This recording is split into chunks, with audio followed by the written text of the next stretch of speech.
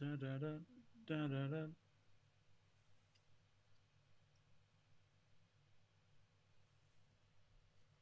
And it looks like we are actually live here. Fantastic. Hi, everyone. I'm your friend Joseph Craven here on Running Out the Clock. I am joined, of course, by Keith Harkins. Hello, Keith. Hello. And we are joined by friend of the program, first time on the show, Gray Barnes. Great. What's going on?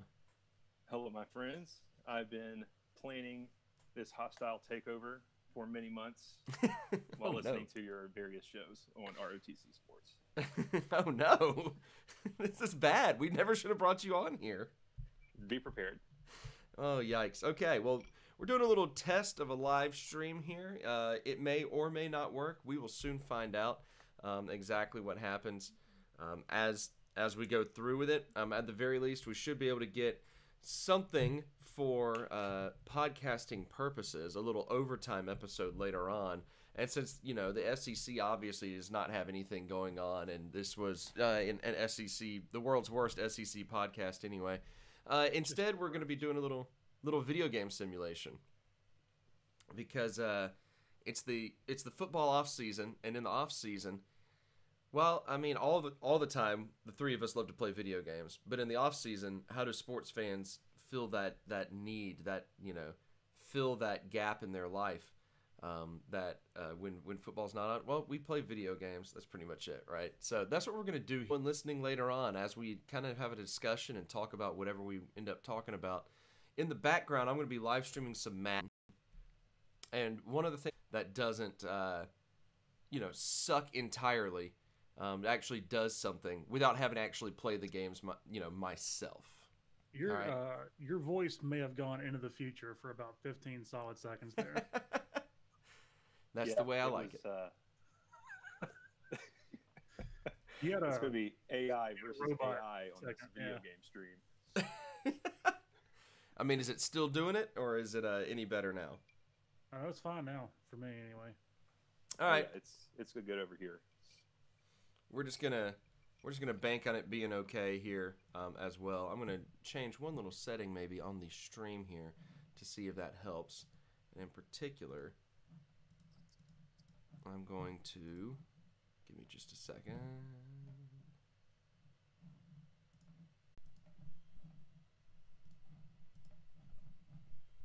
Gray has muted the hell out of himself.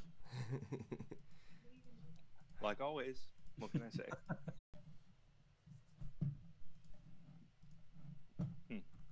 I'm on 9% on my iPad. This is dangerous. Yeah, you might need to plug that thing in.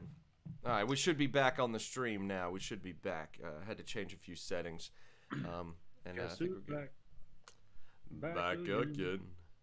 I also have a pretty sweet bass voice going on here tonight, on account of significant sinus drainage. It's pretty bad.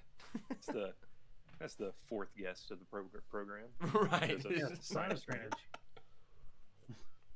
And a quick shout out for anyone joining the live stream. I do have our member of the team, Ro.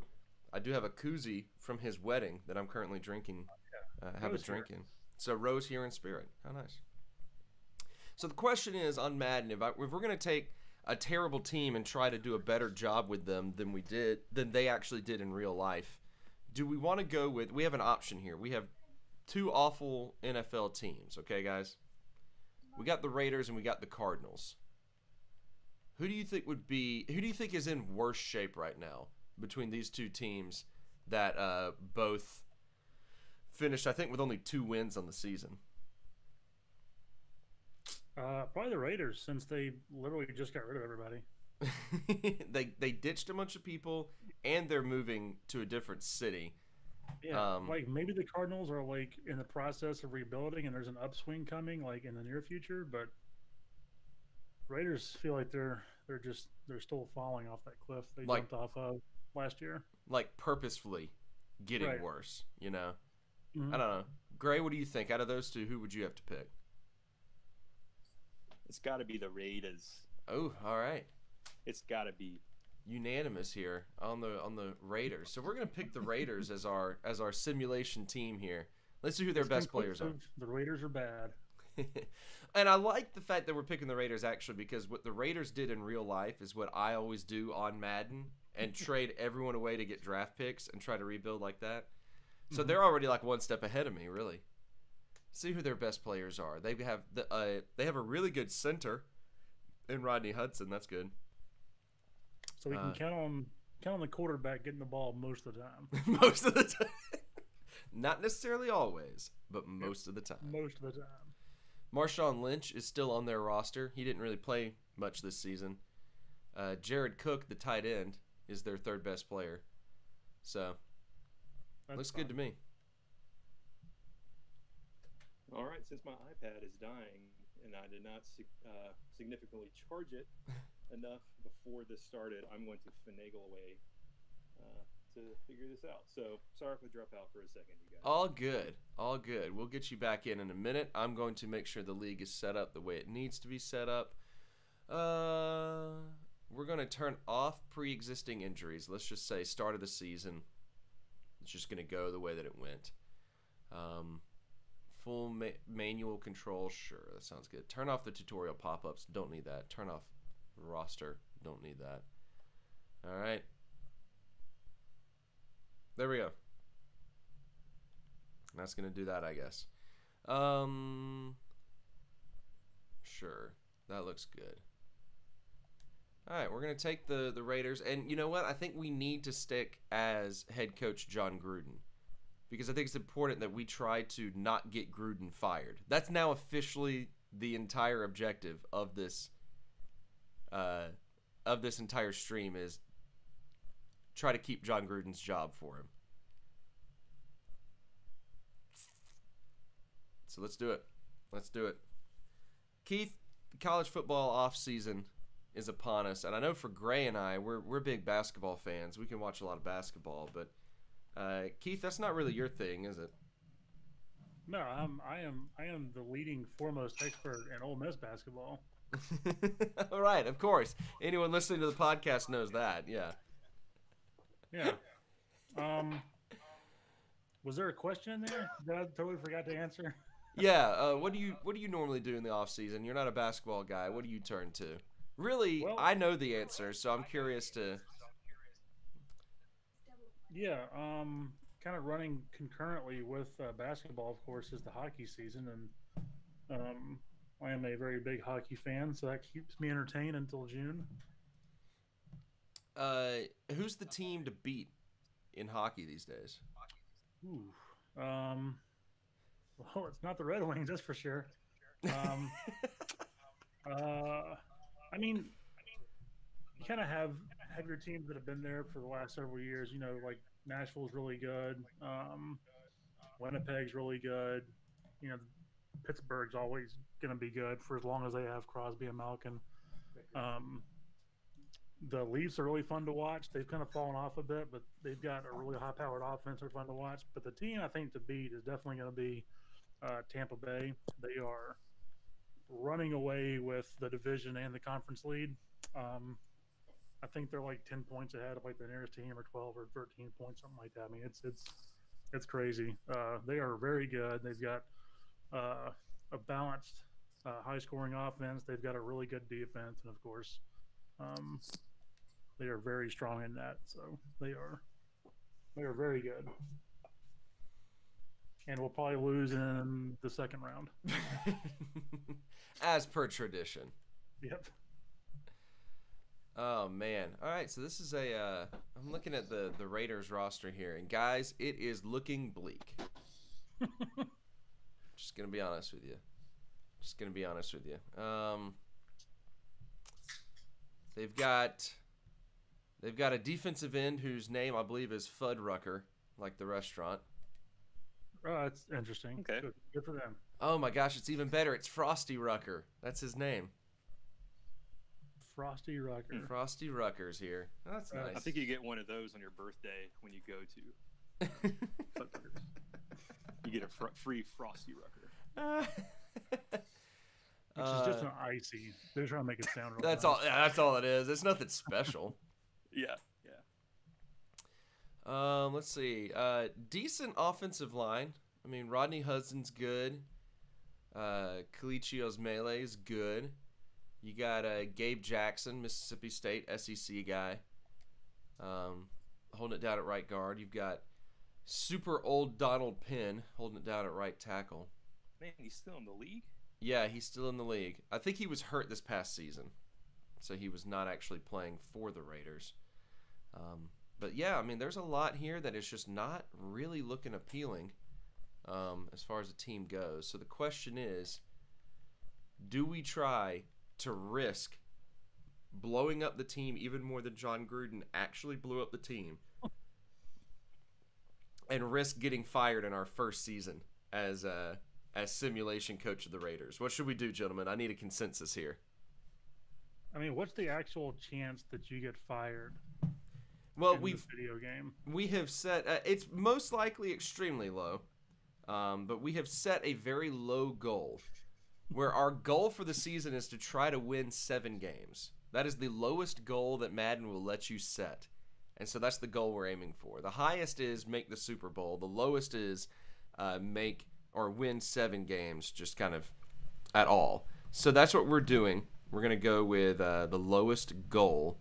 So I don't really know what that means in terms of whether or not we get fired, but we have the lowest risk of getting fired as far as achieving our goals. So, All right, here's what I'm thinking. okay, hit me with it. We got a subpar roster. Yeah. We need to improve. We need a superstar. We need playmakers. So what does that mean? That means we need draft picks. Okay. Right? We need draft picks. We need to trade away some of these veteran guys with expiring contracts. And you know what? If we only win 7 games, hey, we satisfied our owner, right? Right. Our owner, weird looking, what's his name, Davis. Oh, yeah. Al Davis. Yeah, the reanimated corpse of Al Davis. Corpse of Al Davis. Yep. I think I've referred to the owner as Colander Head before. I'm not really sure why. It's just a bad haircut. It's Colander Head is like the C movie version of like Pinhead from Hellraiser. right. Yeah. All right, I'm looking. They just couldn't afford anything, so they put a colander on a guy's head. I'm looking at who we got in here who only has like 1 year on left. And there's a significant amount of people that only have 1 year left on their contract. So chances are we'll actually have a little bit of free agency cap space as well. So that's enticing.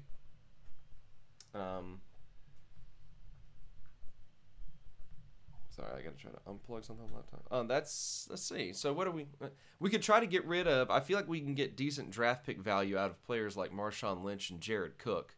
However, they are our only offensive weapons. Ooh, they're also old though. I think that's what we're gonna have to do. I think we're gonna have to ditch Marshawn, ditch Jared Cook, and just see where the chips fall.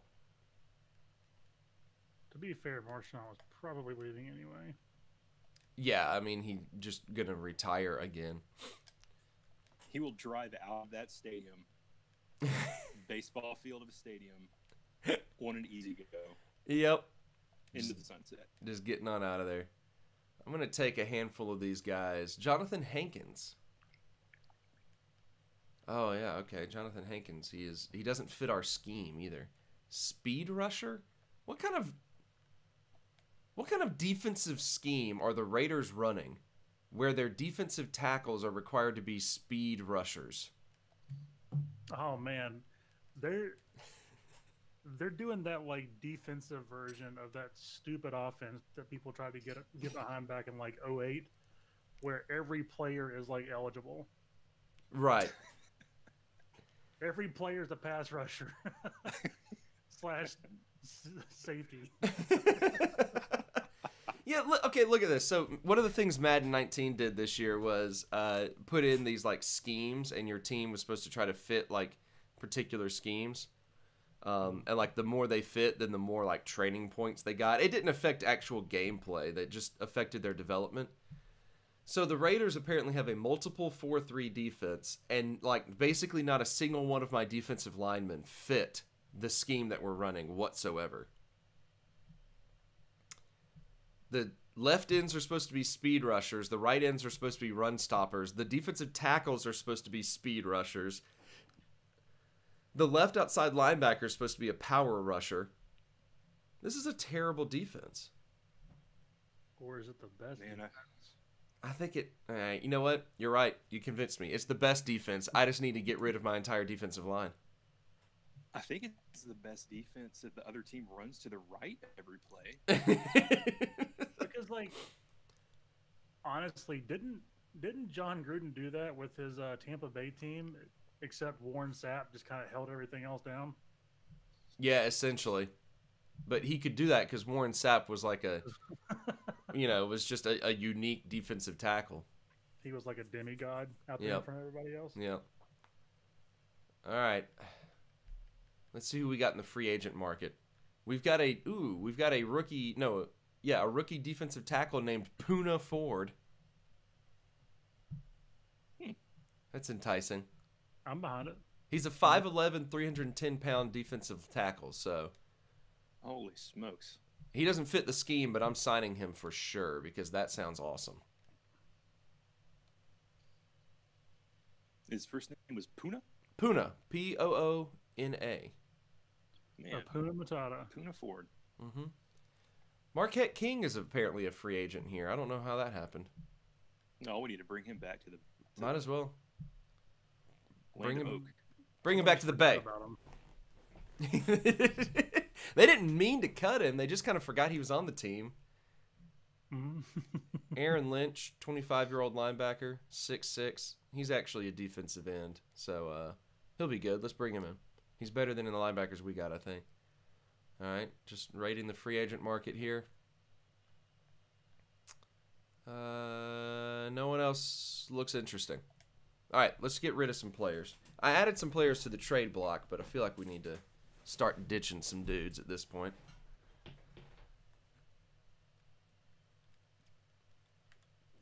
Let's start with Jonathan Hankins, who doesn't fit. Oh man, trade everybody for like a 3rd round pick and then package together 3rd round picks for 1st and 2nd round picks. It works. Madden has the worst trade logic I think I've ever seen in my entire life. Like the trade logic on Madden is like a pyramid scheme almost. Can I Like, interest really you in this depth linebacker for a low 1st rounder? What are the odds I can undo what Gruden did and bring Khalil Mack back to the Raiders? Let's... Probably very high because, as you guys have said, trading in video games is completely nonsensical. Oh, I don't even know who I would have to give up in order to make this happen. What if I tried to give them Jordy Nelson? No, they are not interested in Jordy Nelson at all. Oh well. All right, I was actually going to try to get rid of Jonathan Hankins, so I'm going to do that. Anyway. Oh, man. So here's the issue, gentlemen, that we come across here in the world of ROTC. Well, just about everybody wants Jonathan Hankins, so I'm just going to find whoever has a good draft pick that I can maybe get him for. Anyway, the world of ROTC, we've got the world's worst SEC podcast going on here. And while we are covering some SEC basketball, from time to time, especially in the realm of our individual, team-centric, team-focused things such as the Weekly Pessimist, such as Chandler's new endeavor, Welcome to the Tad Pod, which I think is one of the greatest names to a podcast I've ever heard. It is fantastic. We got all that going on, but we need something else, I feel like, to discuss. And that's why I propose that we start covering the AAF. Oh. You got... Are you guys familiar with the thought process behind the AAF, the Alliance of American Football? Listen, I saw a video, okay, it was a promotional video for the AAF, narrated by everyone's favorite Steeler of all time, Troy Polamalu, and favorite Head and Shoulders spokesman, Troy Polamalu. What they're proposing to bring to the world of springtime football is incredible based on what he said. He said that we want these guys to come in and play an entertaining, professional brand of football. And they leave with skills that will help them develop into better men and will have their families covered with health insurance. They will pay for their kids' education, I think is what he said. It's pretty amazing. And I'm glad that I have recently relocated to the greater Atlanta metro area so that I can become an avid Atlanta Legends fan. Oh, absolutely. I think I'm going to ask for an Atlanta Legends jersey for my birthday. That's what you need to do, yeah. Oh, man. Aaron Murray, Atlanta Legends jersey. Yep. Is he rocking the number 11 again like he did when he was at Georgia? Pretty sure. I'm going to look it up. He better be. I was looking at rosters earlier and totally somehow missed the fact that they tried to load up teams with local college talent. Yeah. If they could, which I thought was really cool. Yeah, for sure. And, you mentioned Troy Polamalu being a part of it. Troy Polamalu is like president of like player relations or something like that for the AAF. He has like some sort of administrative role in the league. And it's a very, very interesting concept to me, the entirety of the AAF, because kind of what you were saying, like, they're really trying to do a league that is very focused on the well-being of the players themselves. They're trying very anti-NFL. Very anti-NFL. Oh man. But for real though. Like they are trying to give like better benefits and like I don't know. I like the mentality behind it. I'm a big fan of the the thought process. The question I have for it is like, where is the money coming from? Well, it's about to be coming from me buying one of these Aaron Murray jerseys. That's where it's about to come from. That's really it. But like, I don't know who the financial backers are for the AAF. I don't really know who it is that like is funding the whole league to get it started, and so I worry that like they're gonna make some promises to players and all that are not gonna be able to fulfill or something. I don't know. Either way, I'm still pumped about it. Oh yeah, for sure. Because I was like ironically pumped about it until I actually looked into it, and then I was like, this is kind of cool. I'm actually really into this idea now. Right, and like I think a lot of people are kind of on the train of thought of like, well, they tried the XFL, back in the late 90s or whatever it was, and it crashed and burned after basically a season. If even a full season. Yeah, but like the biggest problem with the XFL was, it was basically wrestling football. Yes. It seemed like it was all flair and no substance. And Ric Flair specifically. Yeah, he was just doing that classic backhand chop to Vince McMahon on the field all day long. But like this seems to, I think maybe they're hoping to kind of recapture a little bit of like the college football sort of feeling here, because they've got teams close to where there's big college towns and schools, and they're bringing in local college talent that either didn't really get their shot in the NFL or had their NFL careers cut short to, for various reasons. And so I really like that about the AAF. Yeah, it's not like it's about the entertainment factor, like the XFL, was pushing so much. These are guys that are actually like really talented at what they do. I mean, Aaron Murray is the SEC's all-time leading passer. Right. You know what I mean? So it's not just a bunch of guys, starting from each goal line, running into each other to see who gets first possession. You know what I mean? It's not rec league dodgeball like the XFL started games out with, Although I did just see that one of the prime investors is Dick Ebersol, one of the co-founders of the XFL. So maybe he learned his lesson. This league also seems to be decidedly anti-XFL also, because I'm pretty sure that I remember one of the selling points to the XFL is there's no personal fouls. Right. There's like no fouls, period. It's just chaos. Yep. And then this league is like, we actually care about our players. Yes, exactly. We're not douchebags to our players here. Yeah, the XFL was purely entertainment. It was entirely supposed to be it was Vince McMahon, it was the oh wow, we have a 36 overall player on our practice squad here. Hey, send him to the Alliance of American Football. Yeah.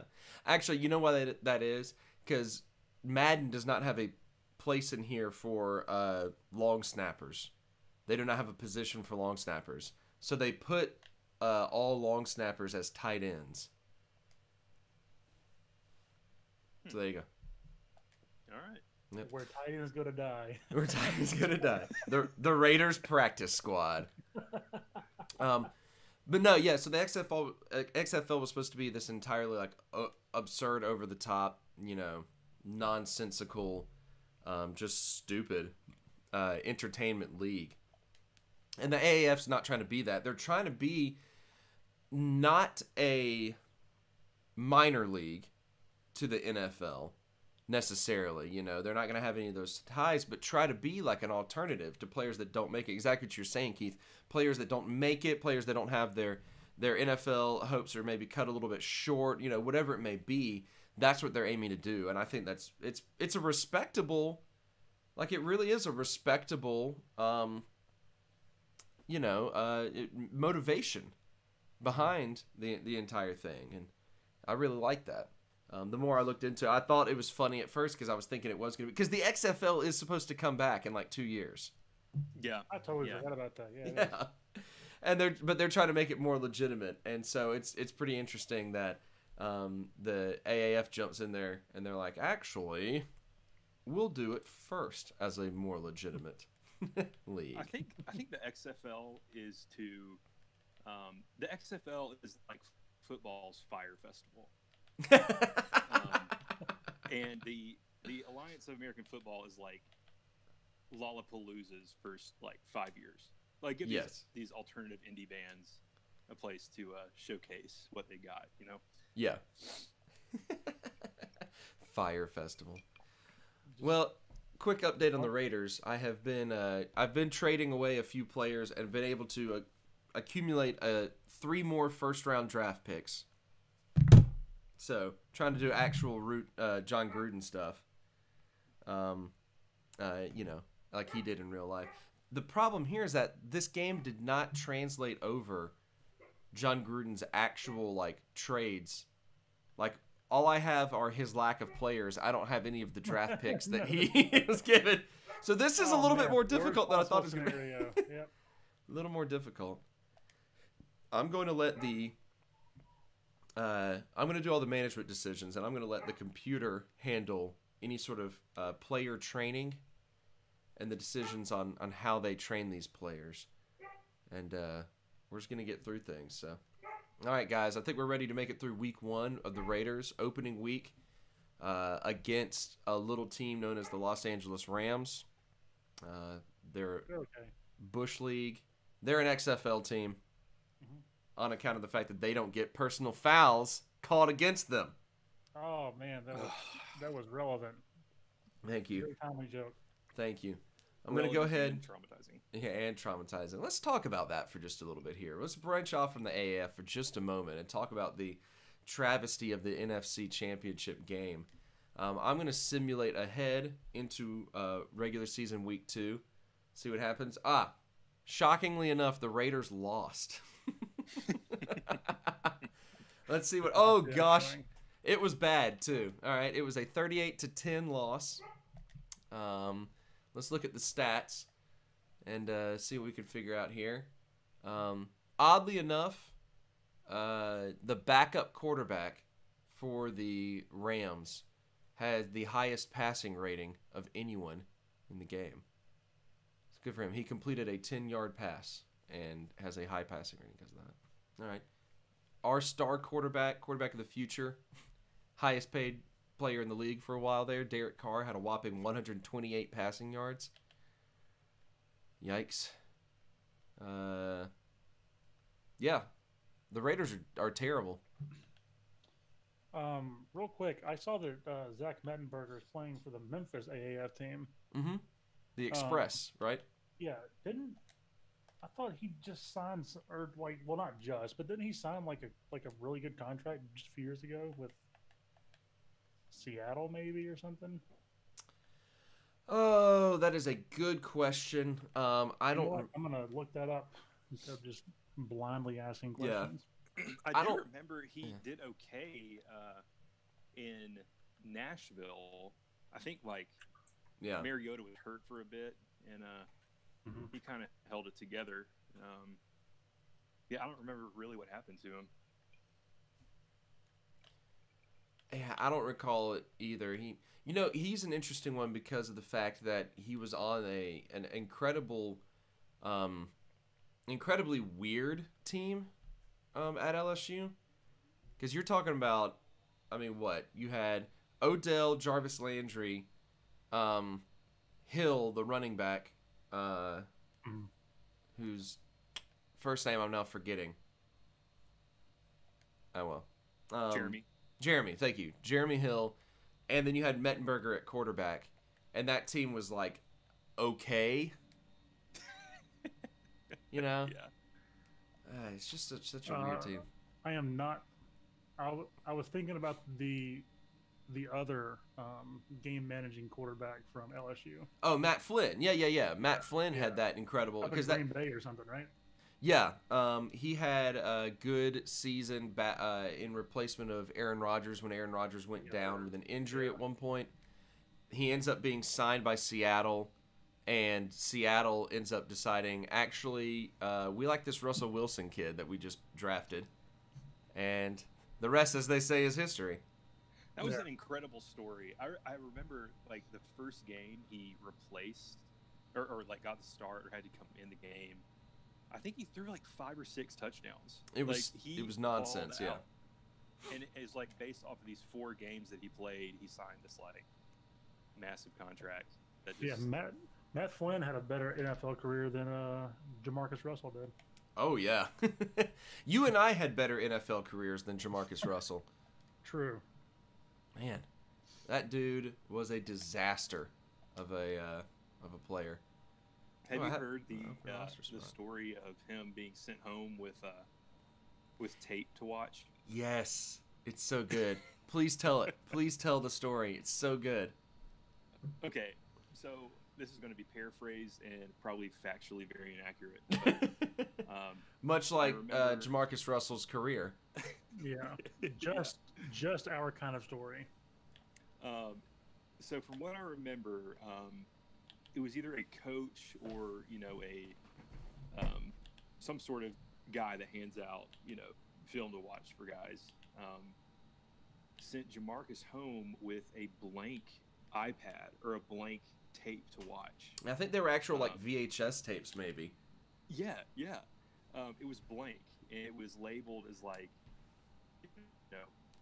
49ers defensive fronts, something like that. But it was completely blank. And the next day they showed up, and they were what are your notes on the film and everything, and he just BS'd it, like we all did in high school or college. And, or in this case, in our careers. Yeah. Or on this very podcast. Hey-o. So he never, apparently he never watched film or worked out. He just went into games and trusted his cannon of a right arm. I mean, there's no debate about the guy's arm strength. Nope. But yeah, that just goes to show you that it's not all about your arm. Like Yep. Quarterback. Yeah. Yeah, they were worried that he wasn't watching tape, so to test it, they actually gave him blank tapes. That still cracks me up more than like anything else. That's what they did, and he fell for it. So Well, we got to Good on change that culture here in Oakland. we do. So far, I mean, I'm impressed with what we've got. We grinded out. I mean, rough estimate, it looked like we got 200 yards of total offense against the Rams. To start the season, and I think that's huge. It's really great. Good grief. I'm gonna put Doug Martin in as my fullback. That's how bad things are in Oakland. Like their best option to replace an injured Marshawn Lynch was to put in Doug Martin. Yikes. All right. Gentlemen, slow moving over here in Oakland, by the way. Made a couple more trades, try to get some more draft picks. Still only have the 4 first-rounders. I'm going to try to move up from that. But we're going to move into week 3 and see what happens. Were we actually going to talk about that Saints game? Yeah, I was going to Was get that, back. sarcasm? No, I was going to get back to that. I just didn't know if you're like, yeah, let's talk about that because we haven't heard about it enough, sort of thing. No, I did want to, since it came up, figured we might as well, as we're bouncing around. This is how live streams are different than podcasts. Like the podcast, we come in with a game plan, we try to follow some sort of outline, some sort of discussion. Live stream, man, just whatever pops in our heads. Let's just go for it. Good news here is that the Raiders won the second game of the season. They beat the Broncos 31-27. So another one of the worst teams in the NFL. We at least were able to beat them. We stopped them running left. Yeah, exactly. It was a real shootout. Carr had 292 passing yards. Case Keesum, as John Elway knows him, had 280 passing yards. So pretty good. Casey Kasem doing work. Casey Kasem doing work. Yeah, so the NFC Championship game had, I mean, it wasn't just the one call at the end of the game. I think one of the things that's really noticeable about it was one of those, what's the polite way of saying it? The refs really let the players play. Is that the polite way of saying it? It was all game long. There was a whole lot of just, letting a lot of things slide. And I don't know, both games were really bad. And now, of course, the NFL's getting in trouble because people are realizing that 4 of the officials in that officiating crew actually live in or around LA. And they're like, nice. Should that have really been allowed? Right. I didn't know that. Yeah, if not for, they could be very professional, but as the NFL is, it's about perception. So that is not a good look. Did you see that the head official was calling a BYU basketball game and got taunted? Really? By some BYU? Yes, he was calling a BYU basketball game. Of course, the famous alumnus Taysom Hill, a Saint. So they loved their guy, and they were giving him the business all game, and he told them to get rid of their signs. Mocking him and said that he wasn't going to talk about the game. So, wow, interesting stuff. Wow, that is interesting. Just bad, but yeah, I mean, like, it's not a great look to have, players or referees. I mean, who live in like the LA area checking out and reffing the game. It's also not really a great look. I heard a rumor that like the backup would have been a dude who like, one of the backup officials was a guy who would have been, who lives like in Mississippi, and has like regional ties to like the Louisiana, like, so that's not any better, Oh man, just a mess though. Just a mess. The whole game was rough. That bad play at the very end, it's very interesting. The people that are just like, well, if If the Saints had just done this thing a little bit better, that wouldn't have mattered. If the Saints had done this a little bit more, that wouldn't have mattered. But sure, like, but at the end of the day, like, none of those things worked out like that, yes. But the Saints had an opportunity to take a lead at the very end of the game, and that was ripped away from them by the officials in terms of how much time was taken out. That did happen. An obvious mistake did actually happen. So, like, we can play hypotheticals all we want with, well, maybe if Drew Brees had thrown the ball better, then, you know, that wouldn't have been an issue, you know, all that. Maybe if they had gotten touchdowns instead of field goals to start the game, blah, blah, blah. At the end of the day, there was a very clear, like, there was less than 2 minutes left. They could have drained more clock, and they weren't given the chance to because of a really bad missed call. It's just bad. It's just bad. It's one of the worst situations that you could possibly. I think Cameron Jordan showed up to the Pro Bowl today wearing a shirt that said something along the lines of "blow whistles, not games." Yes.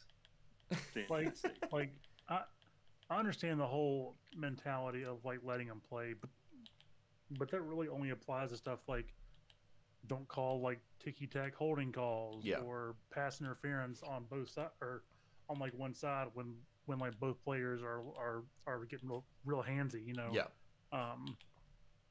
But to like use that as some sort of defense for as a player is turning for the ball and trying to track it and catch it, and another player comes in like a Scud missile, not even trying to look for anything, and just levels a guy. Also, you know, a little helmet-to-helmet hit there. So, like, two clearly illegal plays happening at once, and nothing gets called. The guy got fined $24,000 for a helmet-to-helmet hit that was not even called. Couldn't be called. Yeah. And Michael Thomas of the Saints, of course, had gotten fined $30,000 earlier in the season for pulling a cell phone out and doing a Joe Horn classic cell phone celebration when he scored a touchdown. Priorities, man. Yep. Priorities. If that doesn't sum up the NFL, it doesn't really sum up like football in general. I don't know what does, you know, but especially caring more about quote unquote illegal celebrations in an entertainment business than a guy being like, you know, being decapitated mid-game. A man actually dying to lose a game, basically. Mm-hmm. This reminds me. He gave his life for the game. Rest in peace, man. This is going to be an aside to an aside, so I'm probably digressing greatly here. Because we're all doing great. Yeah. We're all staying on topic very well. You know, so we're discussing about, you know, the entertainment business and the NFL not really caring about its players. So what better way to digress than to talk about Mark Emmert and the NCAA? There was somebody asked the man, I think it was like a day or two ago, would he ever consider esports to be a sanctioned NCAA, you know, sport? Mm-hmm. And Mark Emmert's reply was, it was just so unaware of the violence of football. He said, I don't really think we're going to consider sports where people blow each other's heads off for the NCAA. Football is, you know, under a lot of scrutiny now for concussions and CTE and all this stuff, where people are literally trying to blow somebody's head off. Yeah. So Mark Emmert being unaware of the current climate. Oh my god, it's so bad. One of my favorite things to like being like unaware is like one thing, but also having one of the most apt comparisons ever is just amazing. What do you even say to that? Like I don't know. Literally, you call like a helmet to helmet like a headshot. Right. Like, oh man, that guy just got decapitated. Yeah. is what people would say at home. Yeah. Well, and that's another thing about it is like we have celebrated that sort of stuff for so long. I mean, we just talked about the XFL earlier, right? I mean, you literally have an entire league that tried to make itself marketable based on this idea of players just trying to decapitate each other. And then you add onto that. Ooh, I just had a very loud notification in my ear. Whoops, threw me off. But you add onto that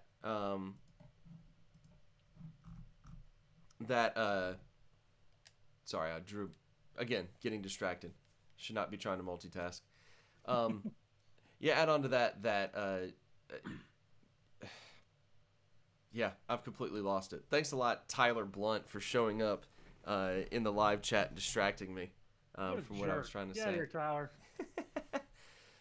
Anyway, Tyler. Yeah, Tyler's the best.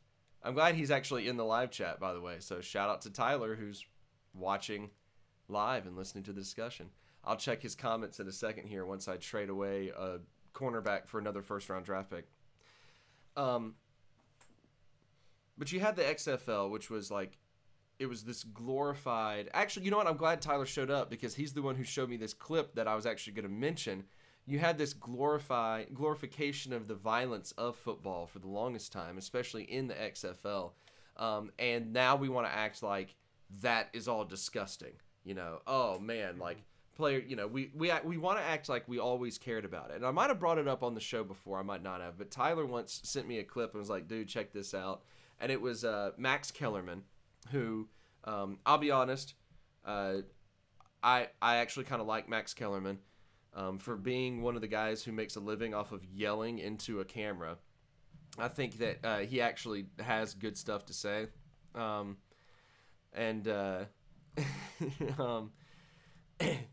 he made this whole comment when there was a fight in the NBA earlier this year, and he was like, you know, we can't act like we weren't entertained by it. Like, we can't sit around and act like we're so high and mighty that, you know, we weren't entertained. So many people were so quick to say, oh, there's no place in sports for anyone to act the way that they've acted in this game. There's no place in sports for this, you know. There's no place. And so even now people are like, well, yeah, there's no place in sports for shooting games, esports, whatever it may be, you know, things that glorify violence. And we all act like we've always cared about player safety when we haven't. Man, like, I still like to go back and watch the Malice in the Palace, Detroit Pistons, Indiana Pacers brawl from years ago. You know, it's entertaining. Like, we can't act like we weren't entertained by people stooping to, like, just terrible behavior, you know? Anyway, it's just interesting to see, for the people in charge who for so long have profited, and there's no surprise for the NCAA and Mark Emmert in particular, but the people that have profited off of the violence of the sport, to suddenly come in and say, oh yes, we've never really condoned the violence that goes into all of this. Well, yeah, like how many montages do we see in August and September about, you know, like the NFL or like the NCAA's hardest hits of last year to like get people hyped for it, you know? Oh yeah. And just like everybody appreciates, you know, good form tackling, but like a lot of those hardest hits things are just like they're cringeworthy just because of like how vulnerable players are, and there's such a premium place on these, you know, huge blindside hits where everybody jumps around and like grab each, you know,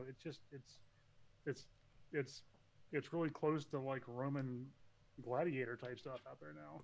Right. No, it really is. I actually wrote an essay one time in Dr. Phillips' class at Belhaven years ago, Keith. Oh, love that man. In which I wrote about how the comparisons between our obsession with like modern sport and the Roman Colosseums, and basically how the athletes we watch are, you know, they're property to us in a lot of ways. And I wrote the essay entirely because I just knew it was something he would like, and I was BSing my way through it because that was college for me. But, you know, whatever. Quick update on the terrible Raiders. Week 4, we just got blanked 30-0 by the Browns. Yikes. So I got to say our rebuild strategy is going very well, working very, very successfully. Good for us. Good job, everybody. High fives around. High fives. The top 10 hardest NFL hits on YouTube has 41 million views. How to form tackle has 170,000. So there you go.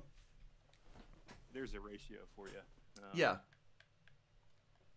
Oh man, that's amazing. That is fantastic. That's just fantastic.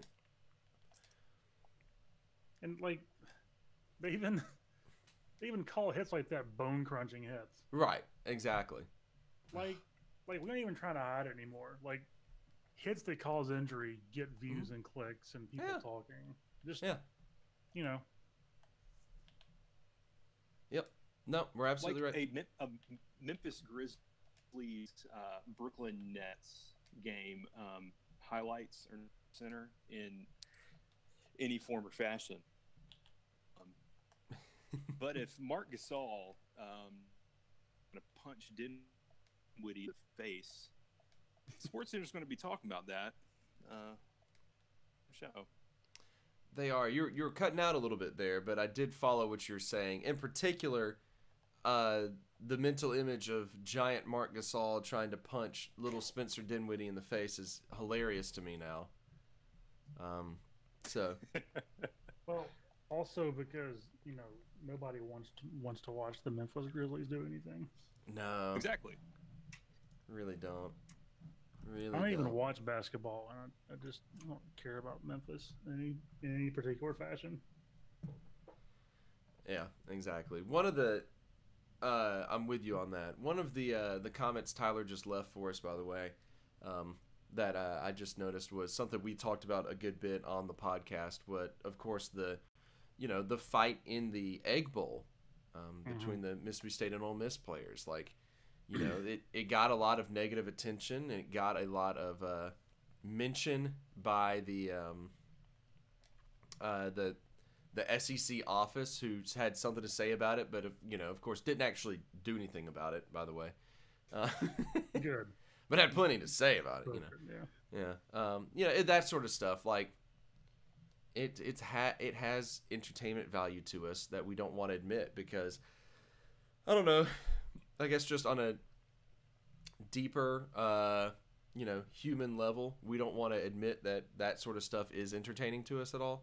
We don't want to admit that we are all garbage people. I don't know, but either way, all I know is that I have really just absolutely destroyed the Raiders organization at this point. Like, I have traded away so many people. I'm really hoping that they do not fire me, because if so, I'll be able to draft pretty much almost anyone that I want to, it looks like, in the first round. Guess we'll find out a little bit. The whole outgoing senior class is now an Oakland Raider. It was essentially, if anyone had an expiring contract, instead of trying to re-sign them outside of my free safety, if anyone tried to, instead of re-signing them, I just went ahead and was just like, you're out of here, buddy. I got rid of Marshawn Lynch. I got rid of Doug Martin. I'm starting Southern Miss alum Jalen Richard at running back. Good. Yeah, he deserves it. He deserves it, I say.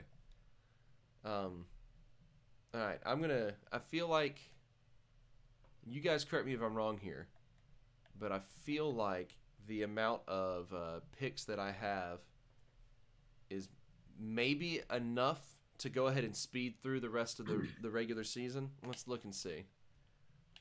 I have 1, 2, 3, 4, 5, 6, 7. I have 7 first-round picks. Seems like enough. I'm feeling pretty good about it. I thought you were going to go with just 7 picks, period. No, they're all first-rounders. 7 first-round picks. I think it's time to go ahead and move ahead a little bit more.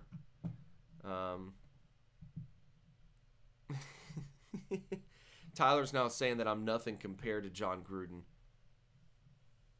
Oh, man, shots fired. Coach of the year. Got 3 teams to the playoffs. The Cowboys, the Rams, and the Bears. It's so true, though. It's so true. Especially Chicago.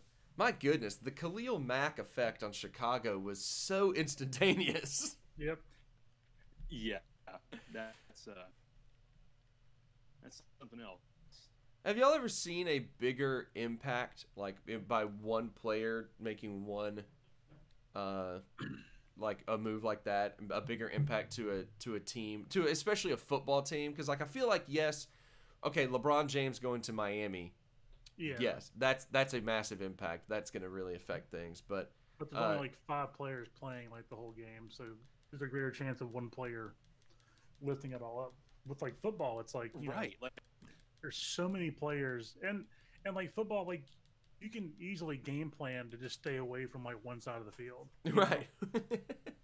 Or like block this one person, and you're fine. But for a guy like that, yeah, that's crazy. Like, I feel like who he is and like the value that he adds to a team is what everybody thought that like Ndamukong Suh would do. Right. Right. and the man came from Buffalo, the Yes. University of Buffalo. I Yeah. mean, and he's one of my favorite guys to watch, and I'm glad that he got traded to a team that actually thinks he what he was asking for. You know what I mean?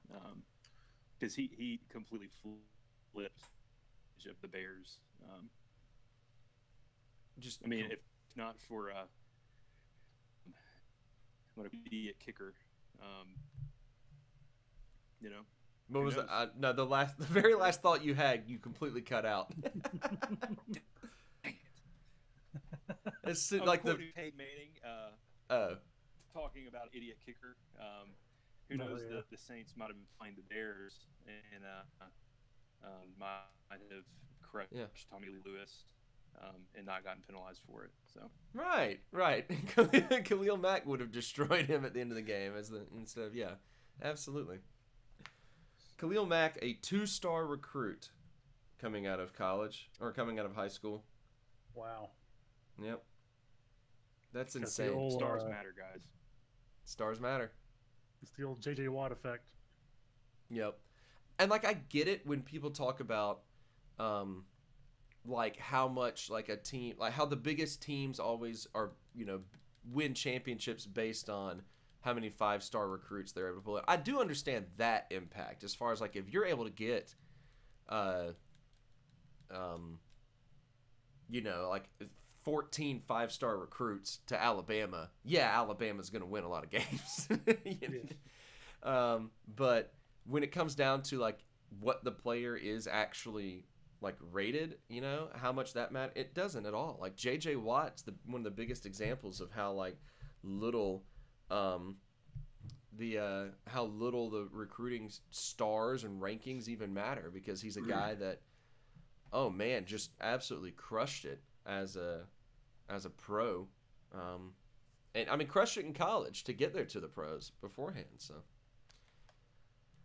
by the way, I have imported, one of the nice things about Madden 19 is that you can bring in custom draft classes so that we can actually recruit, or we can scout realistic like the actual guys that will be coming in this next year's recruiting or draft class. I keep saying recruiting because we're talking about recruiting. So you're going to have guys like Will Greer from West Virginia showing up. Keith, you're going to have Chauncey Gardner-Johnson from Florida in there.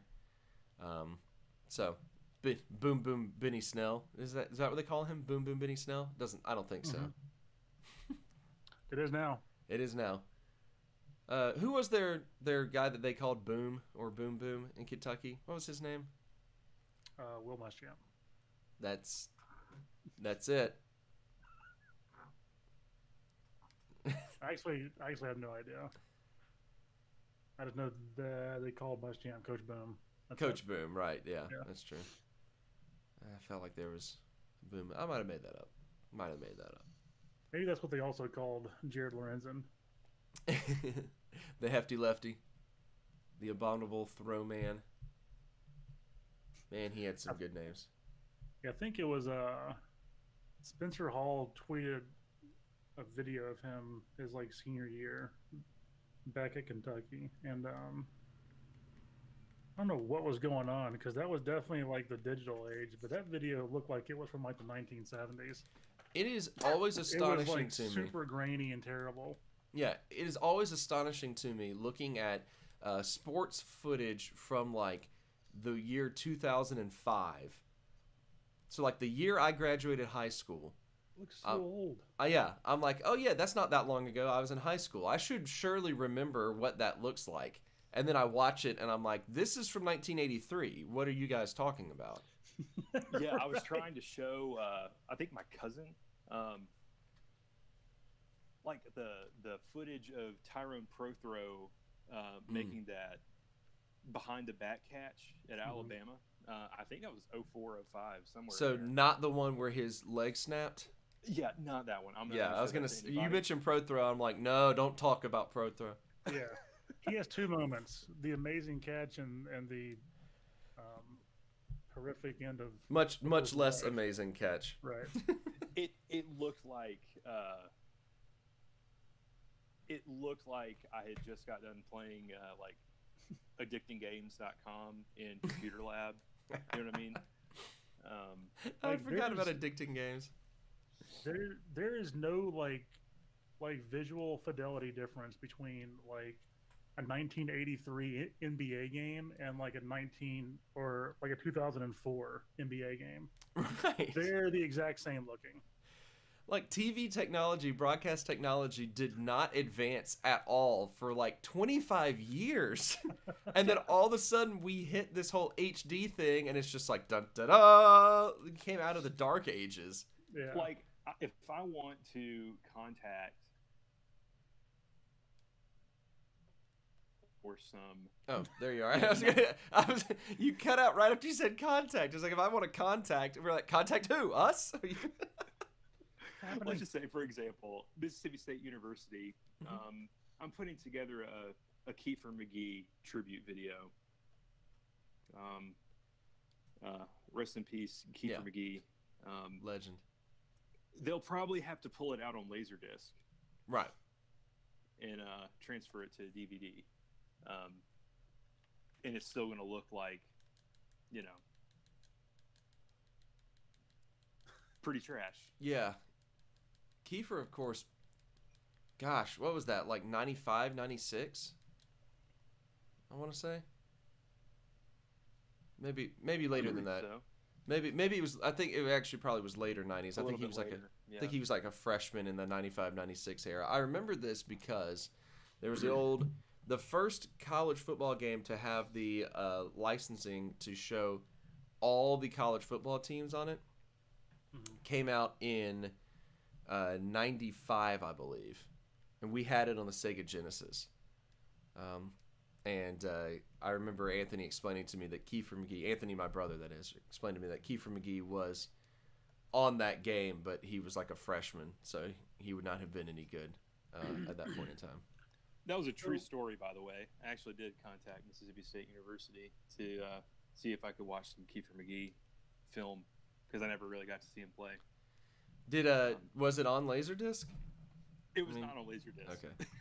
But they said that they couldn't fulfill my request. So MSU Gotcha. was a noted early adopter of Laserdisc technology. Noted early and only adopter of Laserdisc. Laserdisc technology. Major Lager. So, like, another one of those anomalies of film is, for like the longest time, I always wondered if those like NFL Classic games where like the speed is like reduced down to like 0.7 or something. Yep. Yes. If people actually move that slow back then, why is it happening? This is so terrible. Oh man. People were on the edge of their seats because they're just waiting for like a play to be over. Like, you really can't appreciate the talent of some of those guys, you know, because you're watching it. Like, wow, this spin move took 6 seconds. Right. Barry Sanders wasn't actually that good. No, he wasn't. Turns out. We Oh no, the Raiders' morale is very low. Some of my players are losing overall abilities because of how many games we've lost. I've forgotten how to run, Coach. Oh no, it's bad. It's bad, guys. We're currently sitting. I think we've lost 4 in a row, including getting blanked by the Cardinals. Oh no. Oh gosh, that's not good. The rival All right. Cardinals. We got 5 more games to get through before we can actually hit the off season and A, see if we keep our job, and B, hit the draft class hard and try to really rebuild. So here we go, gentlemen. Let's speed through this. Just punched him right in the face. Yeah, exactly. Oh man. We had a discussion on the basketball podcast 40 Minutes of Hell one time where we were trying to talk about players that we felt like could come back, and like if you took them in their prime back in the day, would their game translate to success in the modern NBA, you know? And because it's like, yeah, you could look at, you know, some of the best players ever and be like, yeah, Bill Russell is one of the best players to ever play the sport. But would his game really translate? Because he was not super tall. He was not like a proficient scorer. He just was more athletic than everyone else that was on the field. You know, it was that sort of thing. Yeah. The difference of like just were they good and could their game translate? But And could Bill Russell measure up to Giannis Antetokounmpo? exactly, like you're gonna have Could a man. Bill Russell even say his name? Somewhere right now, Bill Russell is flipping you off, Keith, because you said that. Of course I can see it. He's a savage. He is. But yeah, you know, it's that discussion, and it's really funny because it's sometimes it's hard to tell. You pull up old footage, and yeah, like the game is significantly different. And as Roe pointed out, like he wasn't sure Jerry West could actually translate to the modern game because he felt like every time he looked at any Jerry West footage, it felt like he was standing upright, dribbling the ball about shoulder height, and like with his arm behind his back, like Stanley from The Office did in that one episode. Oh, what a reference. Yeah, Make that the logo. it was a deep reference. Like I was really impressed with Roe's ability to get there on that one. But it was a good point. I mean, I don't know, maybe Jerry West couldn't translate, but you look at some of those old football players and the old footage, I feel like the footage itself does it injustice. Like we look at some of the top players from the 60s and 70s, I feel like they were probably better than they look on film. Oh yeah, definitely. Yeah, for sure. Like seeing Terry Bradshaw wind up for half an hour and throw a bomb. It's like, you know, I'm sure he had a quicker release than that. Oh man. One of the hockey podcasts that I listened to kind of explored that situation with the hockey players, and of course, like the biggest thing was, you know, could Wayne Gretzky score at the clip that he scored at in like the current game? But maybe the more fascinating thing was how dominant could a current player be if he went back into like the 40s. And they were all laughing, like saying, like, could Alexander Ovechkin score 60 goals back in 1934 when like there were no penalties, so like they could hook and slash all day long. Yeah, but if you got hit, you just had to live with it. Yeah, but like they're talking about like most of the players back then like took smoke breaks like in between periods. So you had this 6'3", like 230-pound Alexander Ovechkin. He would score 60 goals per game. Right. Yeah. Like he would just murder everybody. I mean, just the athletic, just like the athleticism. How much more athletic people are these days than they used to be. I mean, like the training now is so much more like specific and just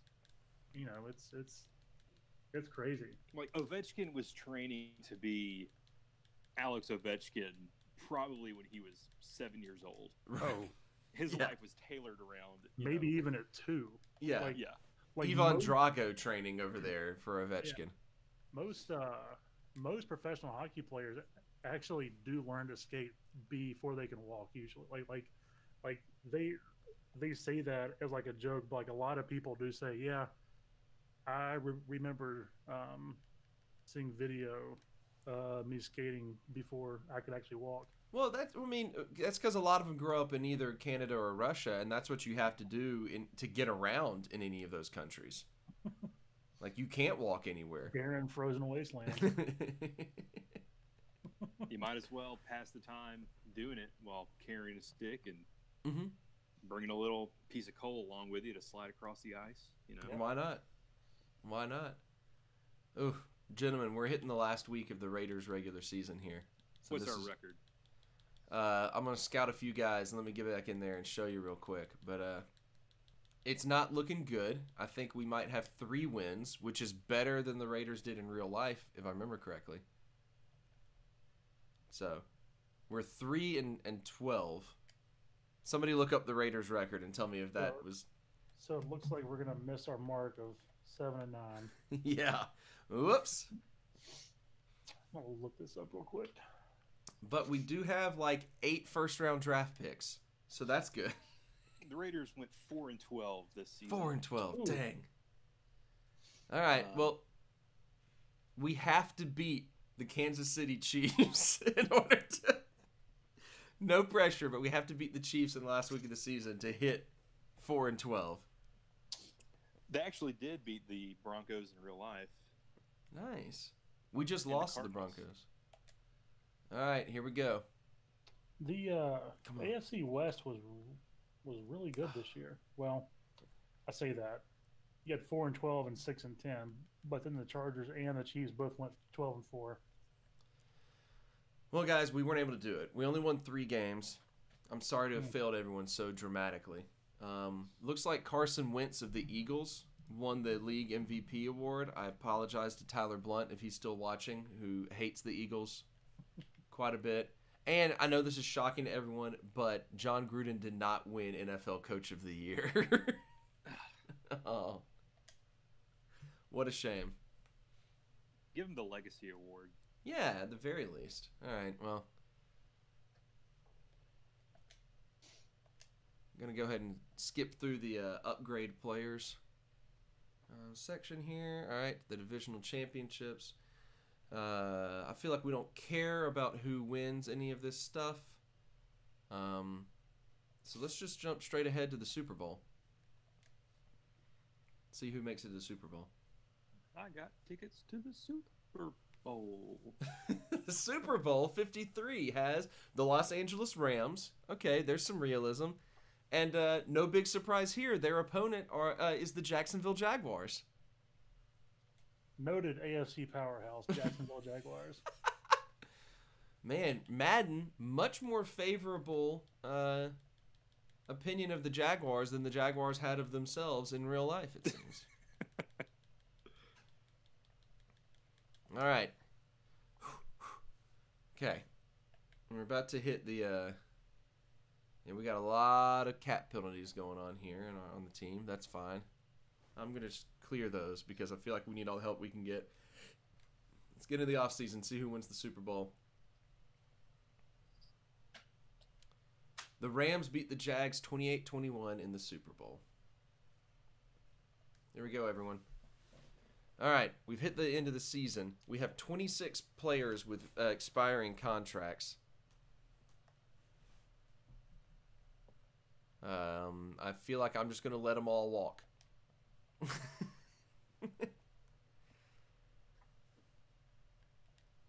All right, free agency for the Raiders.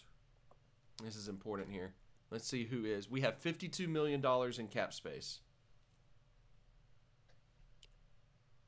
This was really the Raiders. This was their game plan all along. Look at John Gruden. He really did go with a complete rebuild. He got everyone to just expire, essentially. All right. DeMarcus Lawrence is the top free agent, the 93 overall defensive end from the Dallas Cowboys. We're going to go in hard, offer him a 7-year contract, see if we can get this guy locked down. Oof. The Dolphins appear to be offering him all the money in the world, so we're going to combat that, I feel like. Keith, you are a Tennessee Titans fan. Is Keith still there? Did he walk away and I not notice it? Keith walked away, but I can Dang. confirm that he is a Tennessee Titans fan. It's true. I'm a Tennessee Titans fan. There he is. Sorry about that, Keith. I did not realize you'd walked away when I asked you a question.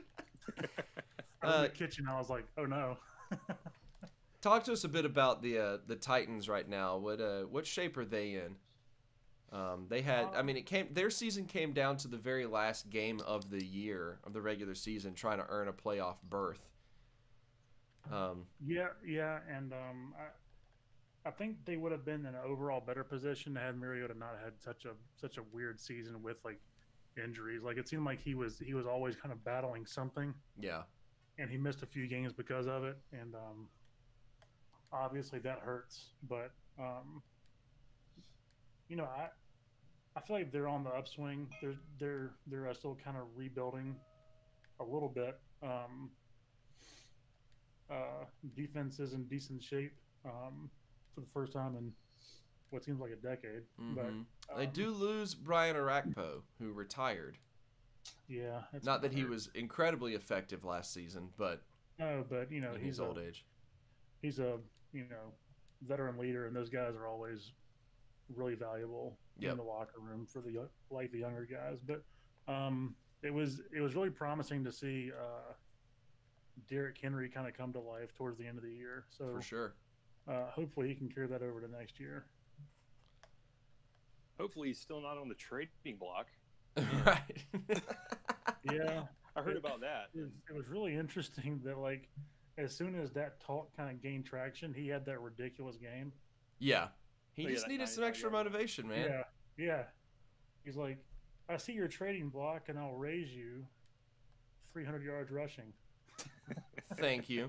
And like 4 touchdowns, and that one, like, usually when you see that like a running back has like a 99-yard rushing touchdown, I was telling Joseph this, like you watch the video and kind of expect there to be like a safety that's way out of position, and he just breaks like one tackle, hits that secondary, and there's nobody close. He just runs into the end zone basically untouched. And then I watched the video, and he basically gets hit right away, sheds that tackle, starts kind of lumbering down the sidelines, and then quite honestly looks like he's looking for somebody else to run over. Like he like looks inside, sees a safety, and then kind of veers towards him, like runs him over. Somebody catches up with him, grabs hold of him. He like stiff arms down. He's just like, it was one of the most impressive, long field touchdown runs I think I've ever seen. It really was. Yeah, I mean that's the kind of stuff he did at Alabama, too. Right? I mean he outran people, and like he is fast, but like he's also just a physical like monster, Yeah, exactly. Big fan of that guy. Honestly, reminds me a little bit of like Eddie George, if Eddie George was like a little bit bigger, same. A lot a bit bigger. Well, I mean, Eddie George wasn't a small dude. He was what, 6'2", like 220 or something. Was he really that tall? I did not remember him being a tall guy, but I don't recall. Eddie George actually got in touch with Derrick Henry before the end of the season. It's kind of like challenged him. He was like, dude, look, you're not just playing for like your position or whatever right now. He said, you're playing for your career right now. You have to treat every single down as like this could be it. Like you have to fight that hard in order to keep it. And that's really what helped trigger Derrick Henry's massive onslaught by the end of the season, where he was running over fools, where he was doing all that incredible stuff. Eddie George was quite literally bigger than Herschel Walker. Wow. Because his playing height and weight was 6'3", 235. See, I guess I just never realized Eddie George was 6'3". That's incredible, because yeah. Good for him. Good for Eddie George. Good for Eddie George and Derrick Henry, 6'3", 238. So. Yeah, exactly. All right, gentlemen, it's time for the NFL draft. I'm looking at it. It looks like the Raiders' biggest needs are all positions. So here we go. This is going to be the deciding point here. All right, the Oakland Raiders are going to have the numbers 1, 3, 4, 6, and 7 draft picks. So that's good right off the bat. Decent. Obviously, we've got a lot of good candidates up at the top. I mean, you've got Ohio State defensive end Nick Bosa, Alabama defensive tackle Quinnen Williams. We can go ahead and replace Derek Carr and get Dwayne Haskins Jr., the Ohio State quarterback. Defensive tackle Ed Oliver. Defensive tackle Derek Brown. There's a lot of defensive tackles. Is this just a defensive line heavy draft? Dwayne Haskins. I'm kind of thinking Dwayne Haskins. I don't know about you, Gray, but I feel like maybe we need to go with Haskins and ditch Derek Carr. I think we take Dwayne the Brain. Dwayne the Brain Haskins. The Brain Haskins. You can't argue with that sort of nickname. No, you cannot. Let's pick him. Hey, superstar development. He's got the 2 arms up here. It's a great pick. Insane. He has 2 arms right where you want them. What did you say, Gray? Oh, I just said insane in the mim, Dwayne.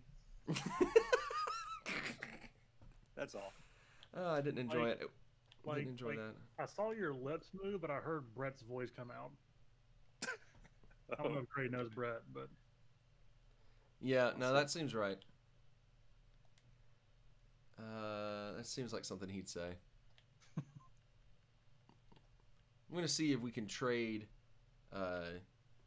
Derek Carr over to the Cowboys for their number 2 pick.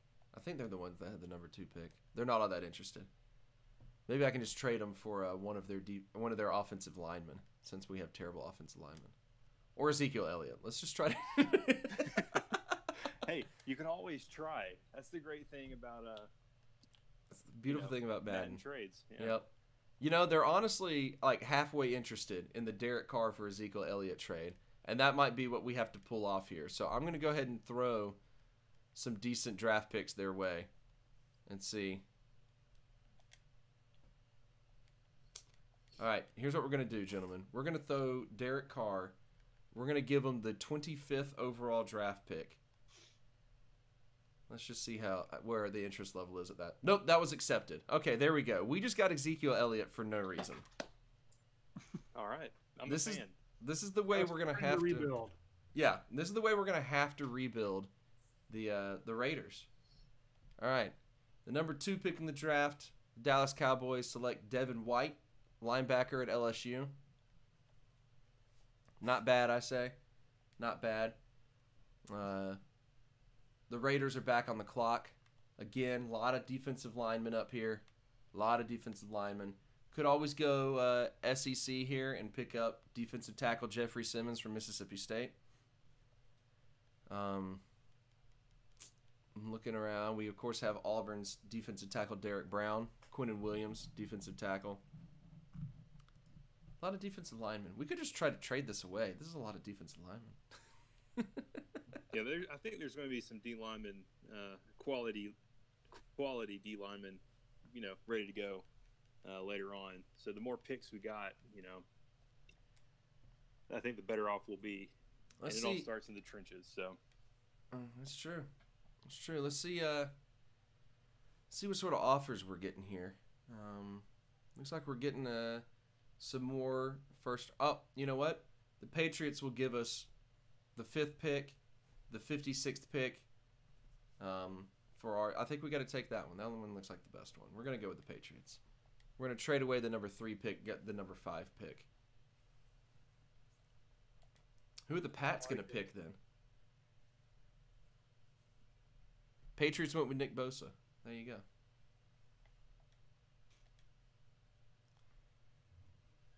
Ooh, looking again at some other draft pick offers. Making some more shuffling moves. Going to go ahead and trade away the 4th pick for the 8th overall pick and some future first round pick or some future picks as well to the Tennessee Titans. Keith, the Tennessee Titans went with defensive tackle Quinnen Williams of Alabama. Would you like that pick in real life? I would love that pick. That's a good pick. Will Williams is a literal monster. Yeah, he is. He had himself one heck of an end of the season in Yeah, particular. he did. I think it just seems right to lock down the middle of things with this Jeffrey Simmons pick. Just a big Jeffrey Simmons fan. So Where's he from? he is from well, I was trying to name his high school as a joke, but I cannot remember what high school he was from. So It's Noxubee. he's from Noxubee. Okay, He is from Noxubee County High School. very nice. I actually fed him lunch many, many times. Like force fed him? Yes. No, I handed him a brown paper bag of chicken strips and potato logs. Thought you were gonna say of straight cash. Got a little That's worried. an NCAA violation. Uh-huh. So, compliance office told me not to. I can't say it out loud. Right. Guys, there's a solid chance that the Raiders don't have any wide receivers. I guess I should have signed some in the free agency. That's on me. Nope, it's fine. Yeah, glad we got rid of that Amari Cooper guy. Seriously, what a waste of space. I'm going to draft Greg Little, the Ole Miss left tackle. I'm going to go with an SEC-focused draft class, I feel like. You gotta defend Dwayne the Brains blindside. Exactly. Exactly. And Just like that one movie. Dwayne the Brain, the movie. Mhm. Dwayne the sequel Brain to Space 2. Jam. While we're at it, you know what? Let's keep going all SEC. Let's just draft as many SEC players as possible, and let's pick up Greedy Williams from LSU. Let's draft a bunch of SEC players and put them out west. Yeah, They mean so much more. They're worth more for sure. definitely worth more. Gonna continue this draft by who else we got? We still have Ed Oliver, the Houston defensive tackle, sitting around. We've got Rashawn Gary, CEO of his own sports agency. I love that. That's one of the coolest things I've ever heard. He went ahead and founded his own sports agency, like to represent himself. That's so funny. We got Josh Allen, the Kentucky linebacker. Oh man, that's awesome. You want to talk about Khalil Mack making a difference on a team? Josh Allen, My goodness, yes. Yeah, he made I'm Kentucky. not fully convinced that if you swap him out with just literally anybody else, that Kentucky's defense is nearly that good. No, not a chance. Not a chance. And this is a tough one. I might try to just trade this pick away because this is a bit of a log jam. Or since we don't have, Yeah, just draft some wide receivers. I was gonna say since we don't have any wide receivers. Well, you guys know who the top wide receiver in this draft class is, don't you? No,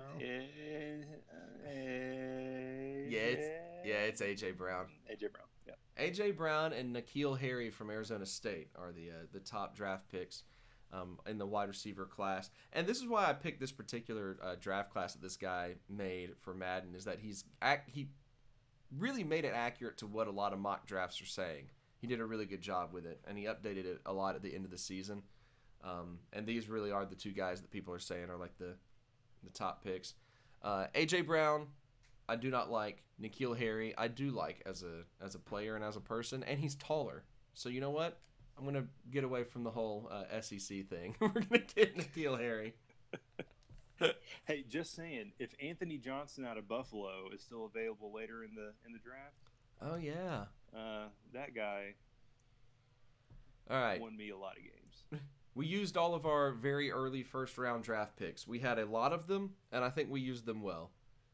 And we're going to move on to our next draft pick, which is the 21st pick in the draft. And let's see who's available at this point. Based solely off of not how this draft class has gone, but just based off of what you guys know about them as people.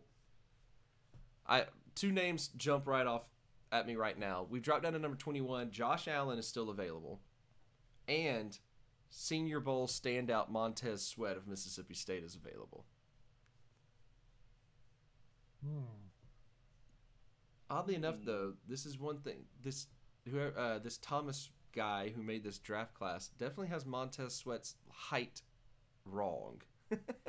Montez Sweat is enormous. He's a very large man. He's like 6'6", 6'7". Solid 6'6", and then they have him listed at 6'4" here, so that's incorrect. But well, if you're building a defense off of the ability to pass rush every down, then you should draft him. Should. Yeah. Really should. He's listed Slide as a linebacker here, so we'll also have to edit that. But you know what? Why not? We'll get Montez Sweat and Jeffrey Simmons to play alongside each other. I'm pretty sure I heard that he had the longest wingspan out of anybody in the Senior Bowl since like 2013 or 14, or maybe just like the draft class in general. So that he had like the longest wingspan. I remember 5 years. I mean, I remember the first time I saw him on the field, and I took one look at him, and I was just like, that man is a freak. And sure enough, he turned out to be pretty good. So there you go. Decent. Yep. We've dropped into the second round here. There we go. That's how we say that. We've got a couple quarterbacks on the board, and Drew Lock from Missouri, Daniel Jones at Duke. Chase Winovich, defensive end from Michigan, is here. Marquise Brown, a wide receiver from Oklahoma. Well, who from the SEC can you pick? Well, Drew Lock. Drew Lock, right? Jamel Dean, a cornerback from Auburn. Could get freaking Benny Snell Jr. from Kentucky. Are you kidding me? Boom, boom, Benny Snell. Boom, boom, Benny Snell. Backup Zeke Elliott. Those are the main. Wishbone, whatever. Why not? Those are the main SEC guys I'm seeing. Debo Samuel from South Carolina. Debo. Do love me some Debo. Yeah, me too. Then we get down into like third round caliber guys. So, yeah, the second round caliber guys we got Drew Lock, and of course we could always take Drew Lock, pick him, and then trade him to somebody if we wanted to. But yeah, I'm noticing a cornerback in Jamel Dean and a running back in Benny Snell Jr. Those are our SEC picks. Do you think that either Benny Snell or Debo could be available in the third round? Debo would be available in third. I don't know if I have a third round draft pick. This might be it for me. I might have moved all the way up to only first and second. Oh man. So, let me know what you think here, guys. Just going for my gut. I don't know. So we traded for our star running back. Yep. Our franchise running back. We got our quarterback of the future. Yep. We've got our anchor at left tackle. Yep, we got a new left tackle. We strengthened the defensive line a little bit. We got a coverage corner in Greedy Williams.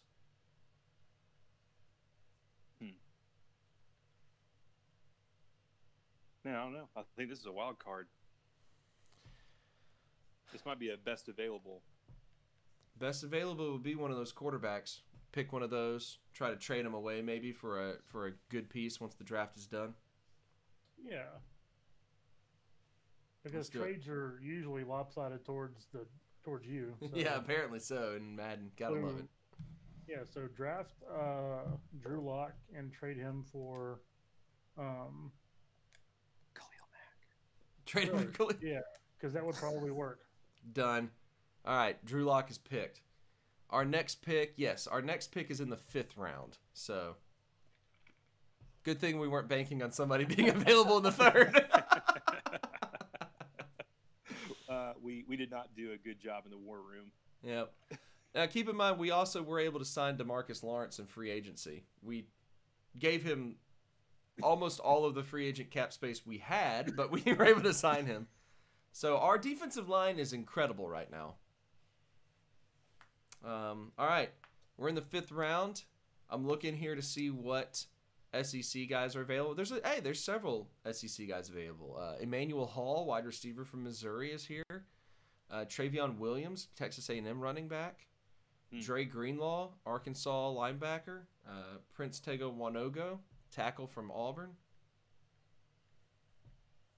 I'm just going to say, Travion Williams, you stick that guy in the backfield on third down and let that guy run slip screens all day long, Coach Gruden. That's what I'm saying. But any arguments from you, Keith, here? None whatsoever. That dude was a beast of a running back at Texas A&M.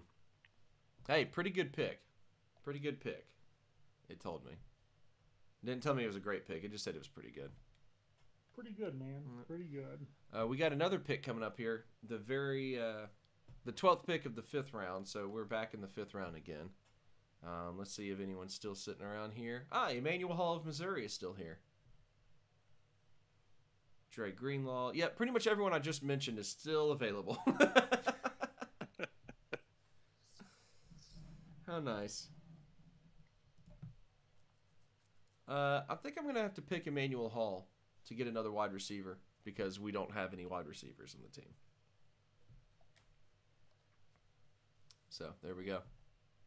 Hey, he's, once again, good pick. Good pick. All right, our next pick is in the 6th round. That is insane that we have so many draft picks, but that's okay. We did lose literally like half our team to trading or free agency. It's fine. Yeah. A totally normal thing for people to do. All right, who's available in the 5th or in the 6th round? I mean, not seeing any SEC guys at all so far. Zedrick Woods from Ole Miss. Okay. Brian Edwards, the South Carolina wide receiver. Hey, look at that. Jabari Zuniga from Florida. It's a good pickup.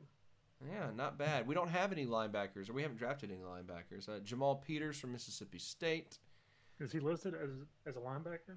He's listed as a yes because he is at 6'3", whatever he is. He would probably be put as a speed rushing outside linebacker in a 3-4 scheme.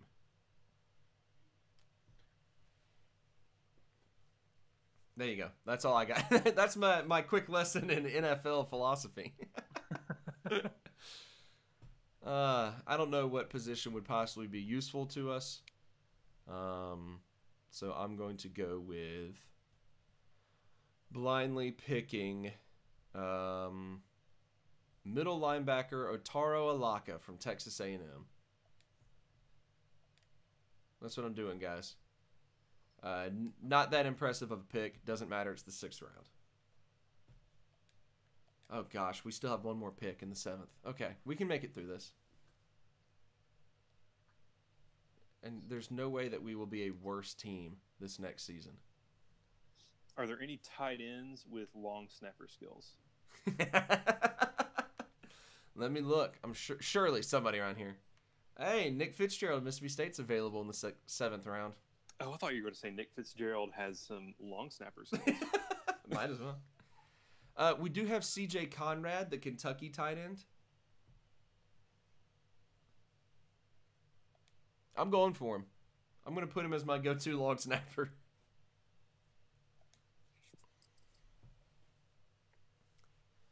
And nope, we still have more picks. All right, this is really taking longer than I thought it would. I'm going to let the computer just pick this last pick of the draft. Auto sim. And it picked Antoine Wesley, a wide receiver from Texas Tech. Okay. All right, that's it for the draft, guys. We were able to address many needs, such as getting the quarterback of the future, moving the quarterback of the present to a team that does not need a quarterback, and getting Ezekiel Elliott. We've got a good offensive line, it looks like. We drafted a couple of good young wide receivers to go along with the nobody that we have at wide receiver already. The defensive line looks just absolutely terrifying. I'm going to go ahead and move Montez Sweat to defensive line instead of linebacker. Again, similar situation. And now the question of, guys, do we go ahead and call it a night and simulate this next season another night and see what happens then? Well, or do we keep rolling and see what happens in season number 2? I'm all about keeping going, Let's. but I can understand if No, I say let's breaks do are it. needed. I'm gonna stick in it. I'm gonna say let's go ahead and do one more. Let's do this second season now that we've got an actual decent squad, and see what we come up with. I think it's a decent squad anyway. And I'm going to make a beverage. Do it. Do it. I mean, we got DeMarcus Lawrence, Jeffrey Simmons. Who is this? Maurice Hurst. Defensive tackle. And Montez Sweat across the line. Good line. Completely revamped. Greedy Williams at corner. Yeah, I'm feeling good about this entire team here. I don't know if we have... all rookie team. Yeah, it's almost entirely rookies. And I don't know if we have a kicker or punter anymore, so I need to double check that. Don't need them. Go for it on every fourth down. Might as well. Let's see who's in free agency. We got veteran wide receiver Mike Wallace from Ole Miss. Got James O'Shaughnessy, a tight end. That sounds good to me. I like him. He sounds good. We got nobody on tight end, so... Do we actually have...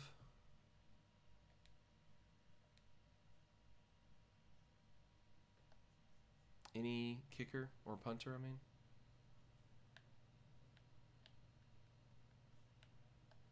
Whoops, I missed it. All right, kicker, we have somebody named Eddie Pinheiro from Florida. Okay. Just some guy. Just some dude from punter on my squad, sadly enough. I know. One of those dumb rules. How ridiculous. It's just the stupidest. Well, I am going to hop off. That sounds good. Godspeed to you. I enjoyed it. We should do this more often. And we probably will. Oh, we will. Well, I'll see you guys. Have a good one. Bye, Keith. Goodbye, Keith. Bye. I gotta say, my original setup location. There you go. But I gotta say, I'm a big fan of our team right now. I mean, we blew up everyone on the team. We were able to keep our jobs, and that's important. And now there's not that many good veterans in the free agent class, but there's at least a couple of. There's Mike Wallace. I feel like we should at least get Mike Wallace in here. Yeah. We'll see if you can actually see gameplay at this point. If I am, that would be super cool.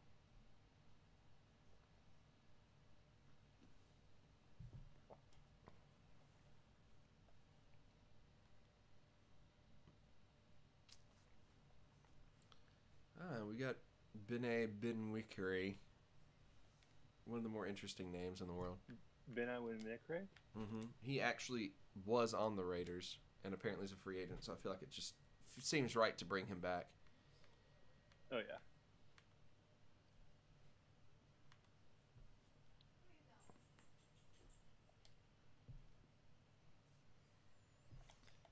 I'm kind of looking forward to seeing some box scores, seeing how our rookies and Zeke will do. Yeah, it's going to be interesting.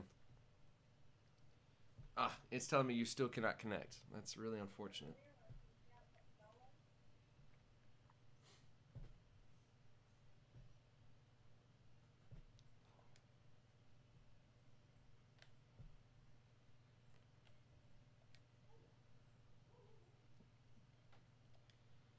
All right. Looks like we're going to focus training on our quarterback, on defensive end Montez Sweat, and on left tackle Greg Little. That's going to be our focus training. I like it.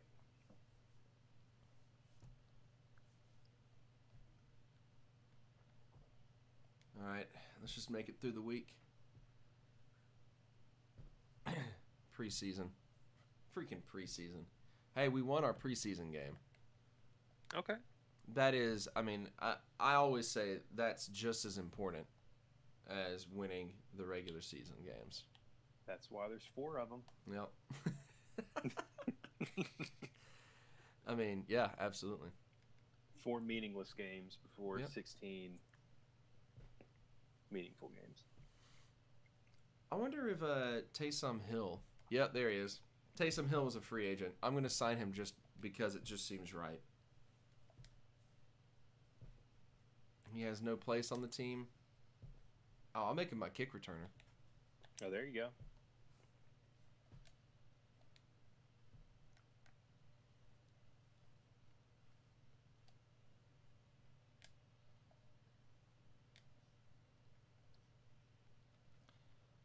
All right.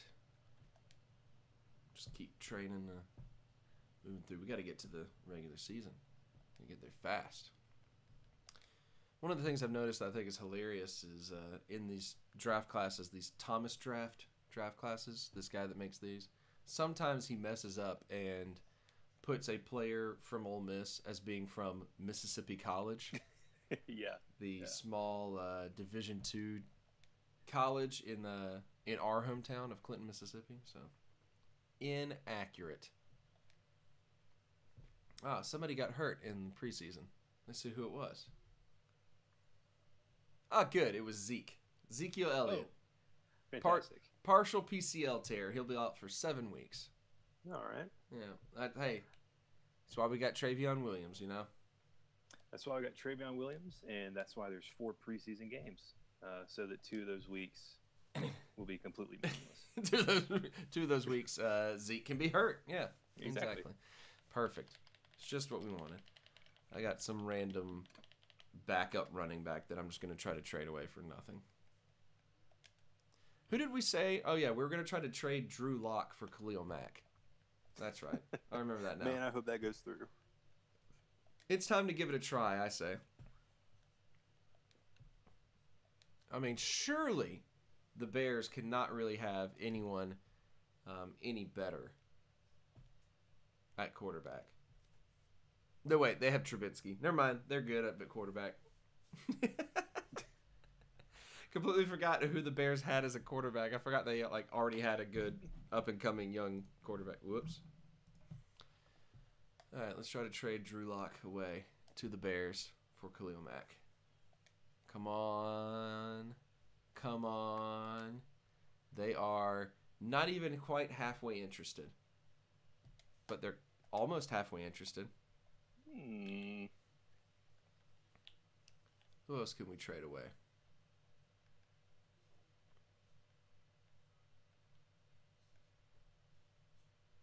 What do they want? They want a defensive tackle. Who's a defensive tackle that's not Jeffrey Simmons or Maurice Hurst? P.J. Hall? How do they feel about P.J. Hall? Drew Lock and P.J. Hall for Khalil Mack. You guys want that? They kind of do. They kind of do? They kind of do. Man, throw like a 3rd-round draft pick in there. I will. I'll throw... I have a 2nd round, 5th round, 6th round, 7th round of this year. I'm going to throw in a next year 2nd round draft pick. Not quite there. Looks like I'm either going to have to throw in this year 2nd round or next year 1st round. Ooh. Even that might not be enough. I'm going to try next year 1st round draft pick. It's just a hair short. It's a shame. It's a darn shame. It's a darn shame. No one would have been able to run on the left or right side, and we could have pass rushed from the left or right side. I know. I'm going to see if the Bills are willing to take Drew Lock in exchange for Tre'Davious White. There we go. It's looking like the same situation, but I feel like that's pretty good. They're still not all that interested, but that's okay. I'll figure this thing out.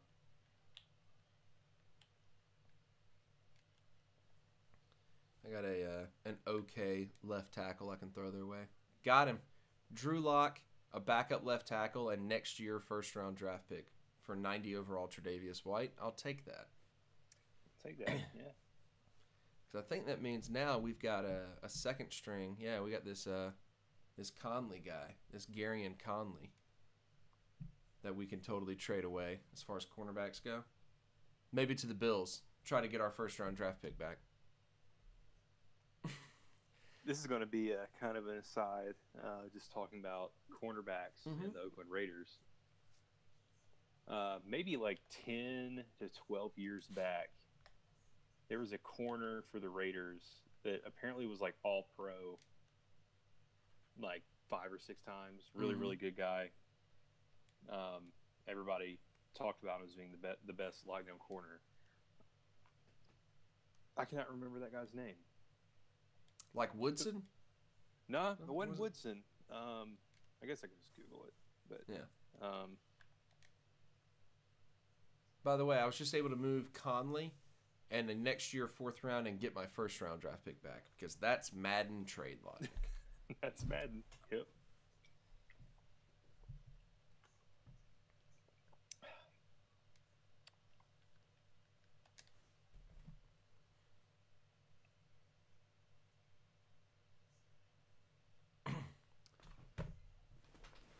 Oh yeah, there he is.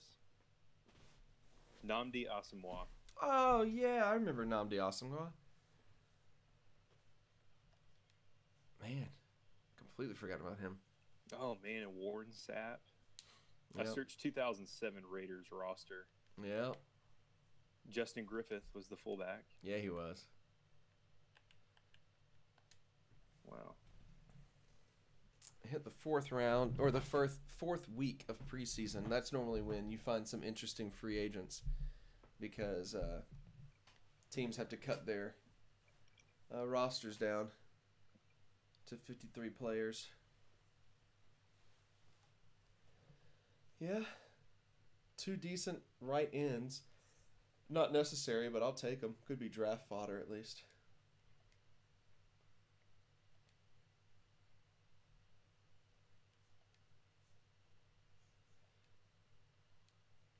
You know who I always liked as far as the Raiders go was old Rich Gannon. Rich Gannon. I think Rich Gannon had his best years when I first started really paying attention to sports in general, Mm-hmm. like the 2000, 2001, 2002. Mm-hmm. And I still remember he had that kind of funky delivery, kind of sidearm Yeah, delivery. he had and, a wicked sidearm. throwing all over the place. And it's funny, like the years when you first really, get into watching sports, some of the guys that you remember, nobody else really does. Right.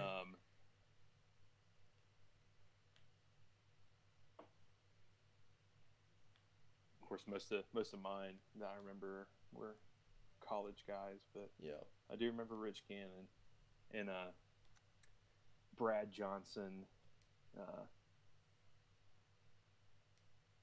for Tampa Bay, I believe. Yeah. That was like their Super Bowl run. Mm-hmm. Man, I was just watching a video the other day that was about Peyton Manning with the Colts leading an incredible comeback. You know, it was Tyler actually who sent it to me. Tyler went on a kick of sending me some sports videos, which was hilarious. I watched the exact same thing like 3 days ago. Nice, yeah. He made the comeback against the Tampa Bay Bucks, and Johnston was the quarterback for Tampa Bay. Yeah, and it was like Marvin Harrison caught. Yep. Like a million passes. Yeah, of course he did. It was insane. It was like a minute 50 left. Yeah, I also was watching a video that had to do with Mike Allstott highlights. This is really weird. I did the exact same thing. He just, you have to. Like, that guy was just never, like, we will never have another player in the NFL like him. Because it's not even a dying breed, it's a dead breed. Those players do not exist anymore. The true fullback. I guess like Lorenzo Neal was probably the last fullback that was not necessarily a big name, but a guy on a team that Difference maker. yeah, at difference fullback, maker at the position, I guess. Yeah, I think you're right.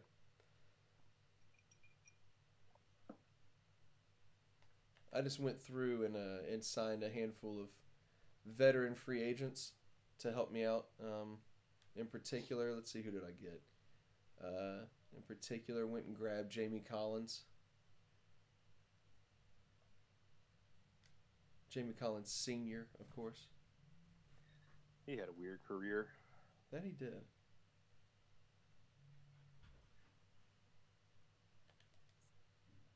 Why in the world is it putting Montez Sweat as a backup left end when I assigned him as my right end to be the starter? I never understand Madden, like, auto subs sometimes just make no sense.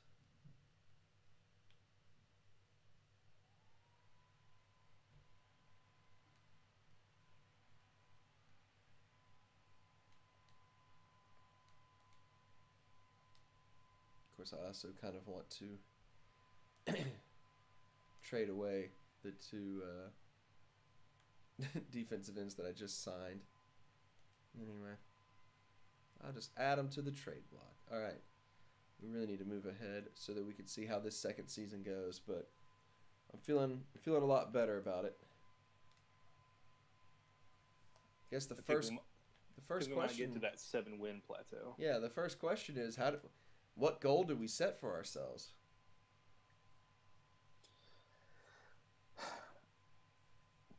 I'm gonna say still set the bar low for that 7-win. Mm-hmm. We got a lot of young guys that'll be playing It's true. big roles, and if we do reach that 7-win mark, then I guess that'll boost morale, and we'll get some experience that extra experience for the young guys. So, Hey, that works for me. We're gonna commit to a 7-win goal this season.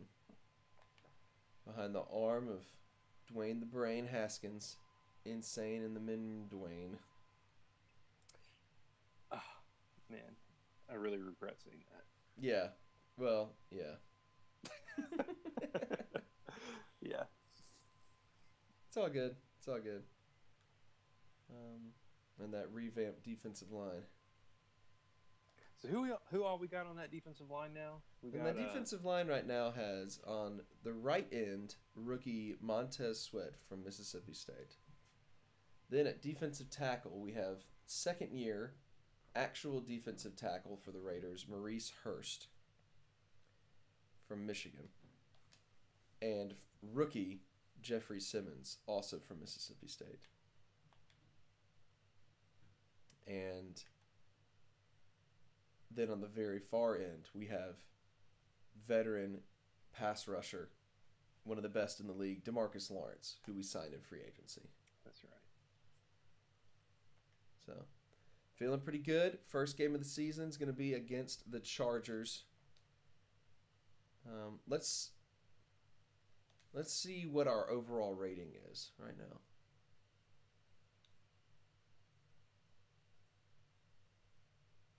I'm feeling like it's going to be pretty bad. Ooh, it's a 78 overall.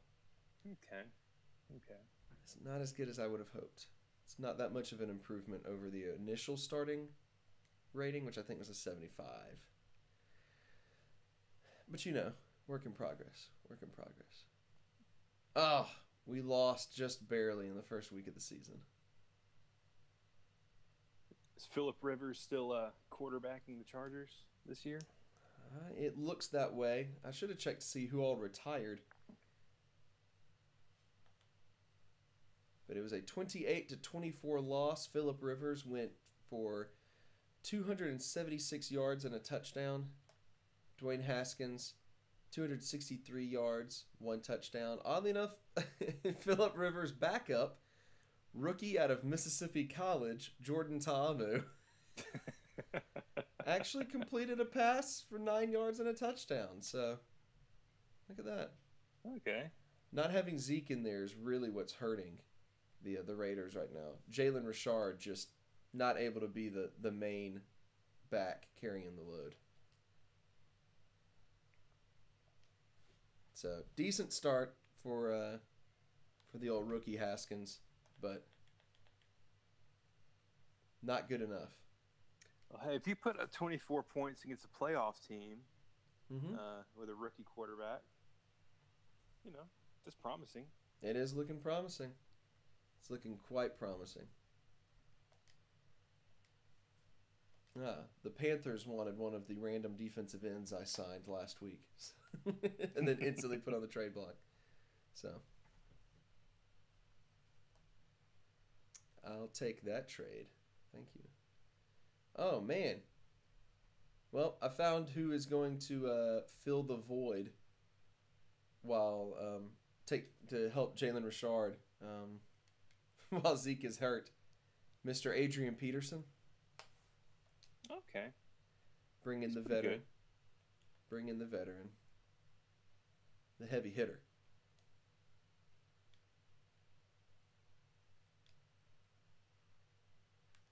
I need to make sure Taysom Hill is still... Nope, he's not returning punts for me right now. Or returning kicks. There we go. Fix that. The defense is an 81 overall right now. Between Greedy Williams, Tre'Davious White, DeMarcus Lawrence. It's pretty good. We'll see what we do against the Broncos in week 2. I'm not feeling the need to make as many roster moves in Season 2 here, but this will be the deciding point. If Season 2 doesn't pan out, we might have to really make some big moves. Try to bring in some more veterans instead of a bunch of rookies to build around. Yep.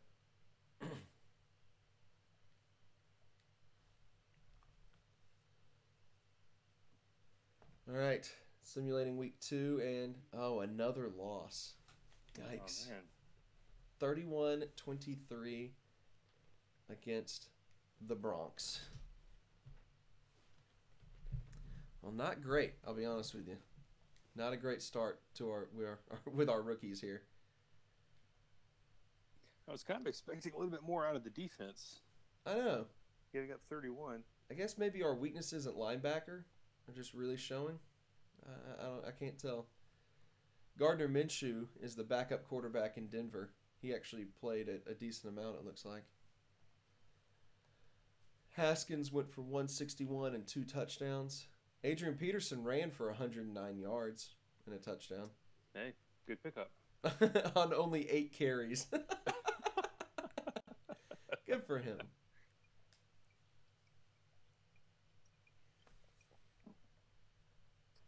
Let's see. How many yards did we give up?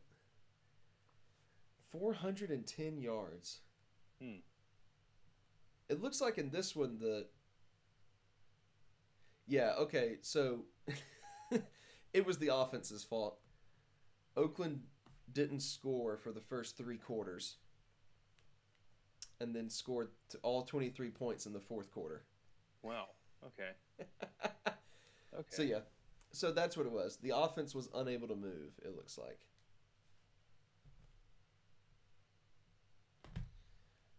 So, hey, I mean, we basically have nobody at like wide receiver. Offensive line's kind of weak. Our starting running back is currently injured. So it's just going to be a rough start, but I have full confidence that this team can recover. I guess Zeke will be back around week 5 or 6. Maybe? Yeah, depending on how quickly we want to push him back in. Which at this rate, we might want to go ahead and do. Yeah. We keep losing. We might need to bring him back real soon. All right, I'm going to load up the second of the 4 Thomas draft classes, the 2020 draft class.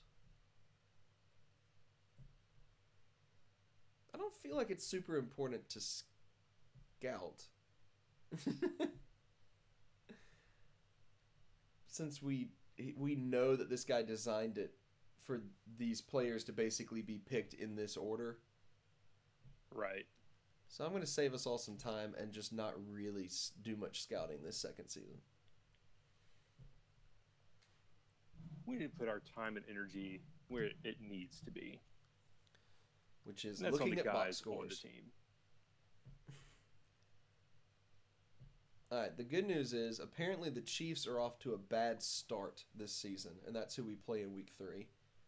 Just looked at their statistical categories, and they were ranked pretty low.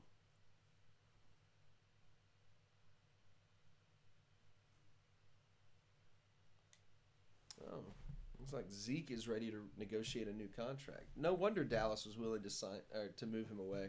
They don't want to pay him the bucks, man. Well, based on his performance so far, he deserves a new deal.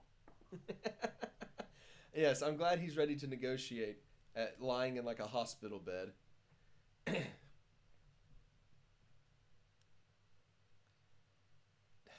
20-14 loss. Man. Doctors have cleared Ezekiel Elliott here in week 4. Do we go ahead and play him and risk injury? You know, I think we got to. If we want to get to that 7-win mark. His speed rating will drop from a 90 to a 78 while injured. That's not very good. But we're going to play him anyway. We're going to go for it. Yikes. This is a bad, bad move. Man, that's worse than starting tight ends. Dwayne Haskins has improved a point, though. I also think this is a pretty terrible offensive scheme, but I really want to just stick with the scheme that like the team had and not change that. Maybe we should. If it doesn't work in season 2, season 3, we're going to change the scene. The scheme, I mean.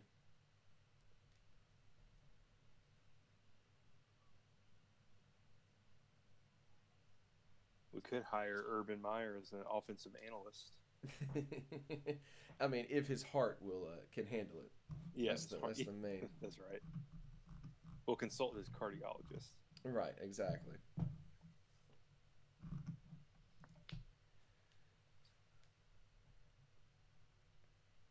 All right.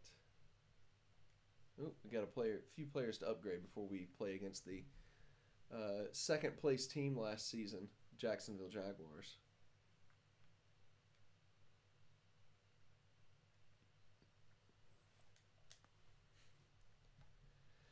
All right, got to go up against the Jags. We brought back Zeke Elliott a little bit earlier than we probably should have. Fingers crossed. Here comes the simulation. And it was a victory. Hey, there we go. 21-10. Let's see what went right in the box score. First win of the season in week 4. The Raiders are turning things around. There we go, defense.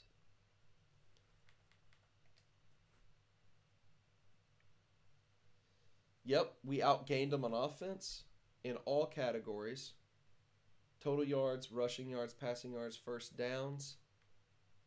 Total yards, no turnovers on the day. Dwayne Haskins threw for a whopping 184 and 2 touchdowns. He doesn't seem to really throw the ball that much, it looks like. It looks like it. He throws it where it counts. Yep. Ooh, we are averaging a whopping like 3 yards a carry. Everyone was. Leonard Fournette.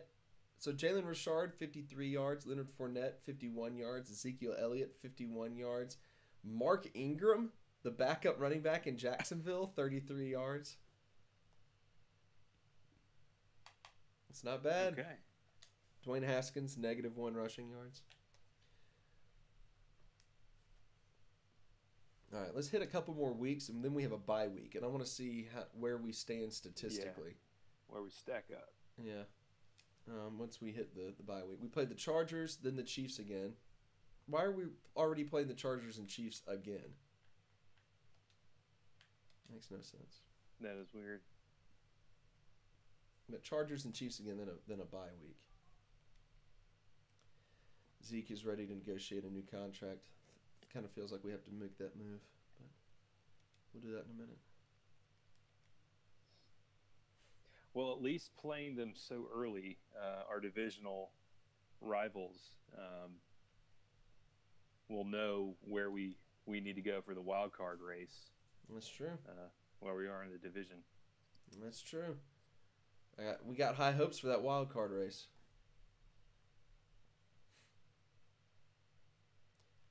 Jeffrey Simmons and Montez Sweat both have upgrade points.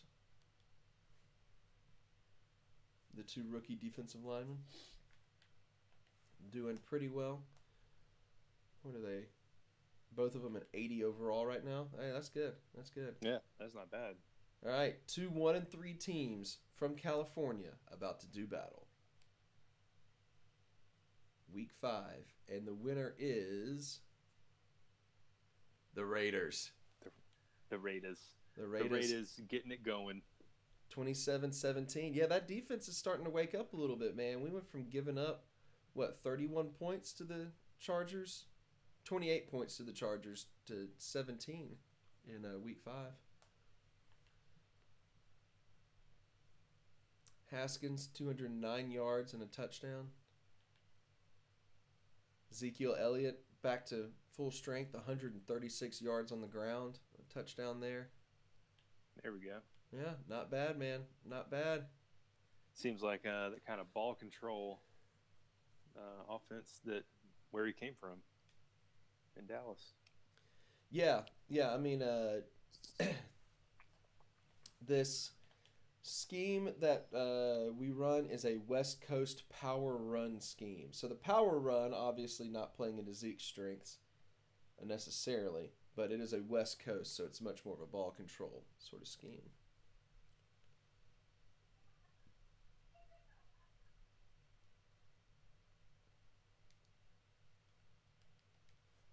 In fact, with a couple victories, it looks like Gruden might have some experience points to spend.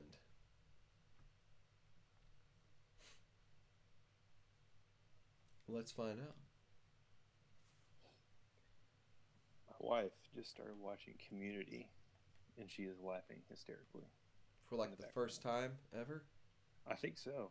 Oh, man. What a treat she's in for here.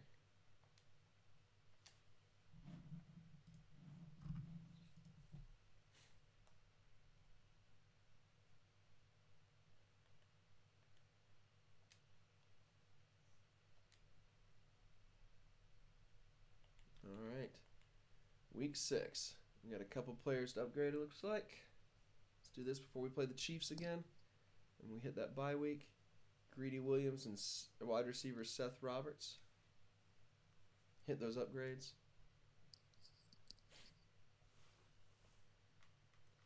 And here we go.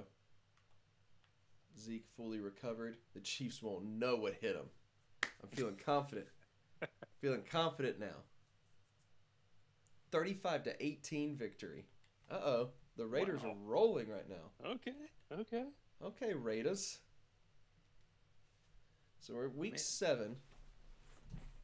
We're in a bye week. We're right before right before the trade deadline week. Hitting on all cylinders. The question is, do we try to make any trades? Maybe get a big-time receiver or something like that? Or do we just roll with the youth and let them keep doing what they're doing? It's tough to say, in my opinion. It seems like, not really seeing any statistics or anything, that the defense maybe has turned a corner, and that maybe the addition of Zeke coming back at full strength is kind of clicking. But at the same time, we know we're young, and we know things could turn south kind of quickly. So I don't know. I don't know what the goal is really for the season. 7 wins, obviously. Yeah, 7 wins. So, man, I don't know.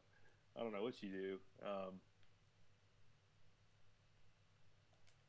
I don't know if the Raiders are making a run for the deep in the playoffs necessarily, but I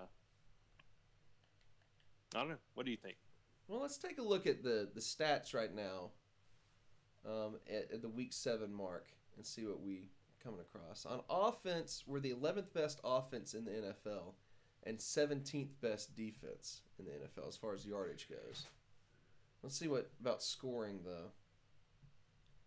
13th best defense as far as scoring. You know, obviously started off the season pretty poorly on defense, but gotten significantly better. I think a lot of it has come down to also like Zeke coming back. He's averaging 100 yards a game since he returned.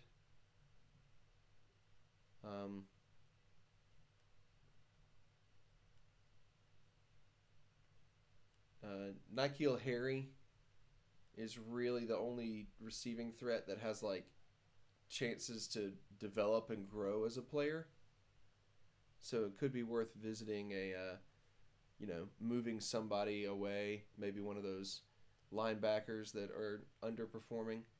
Try to get another decent wide receiver instead, maybe a veteran wide receiver. I did sign Terrell Suggs in the offseason.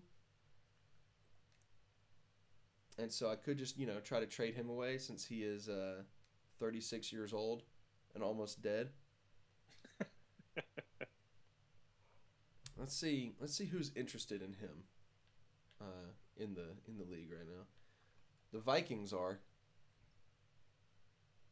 I think the Vikings will give me Adam Thielen for Man, that would be awesome. Yeah, the interest level is pretty low there.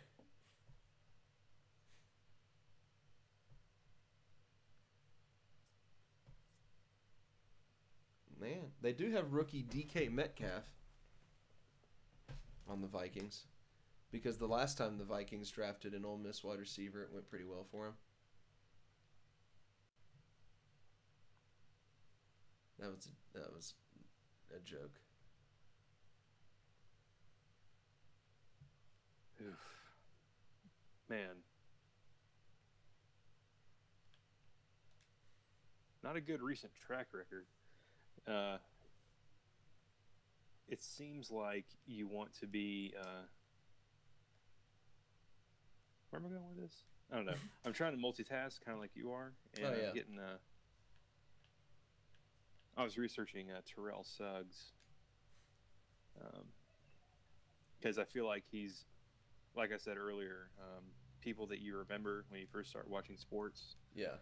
I feel like he was a 10-year veteran in like 2002. Right. Yeah, it felt like it. And essentially it was true. Yeah, for real. Okay. He was Rookie of the Year in 2003. Okay. And was a unanimous All-American in like 2001, 2002. They always say that a rookie quarterback or a young quarterback's best friend is a good tight end.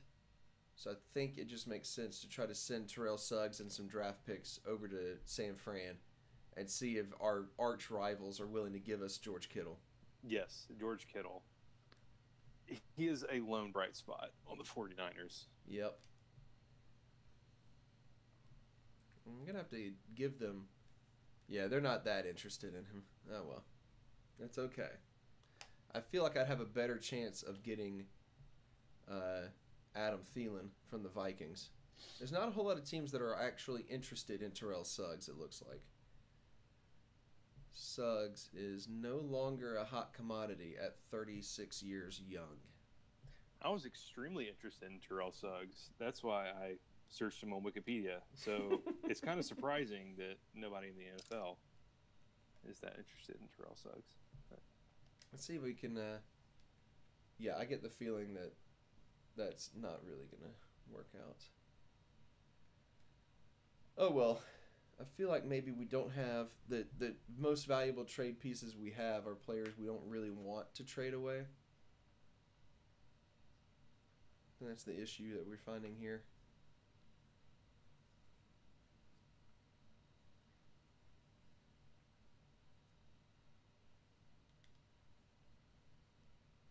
Tahir Whitehead.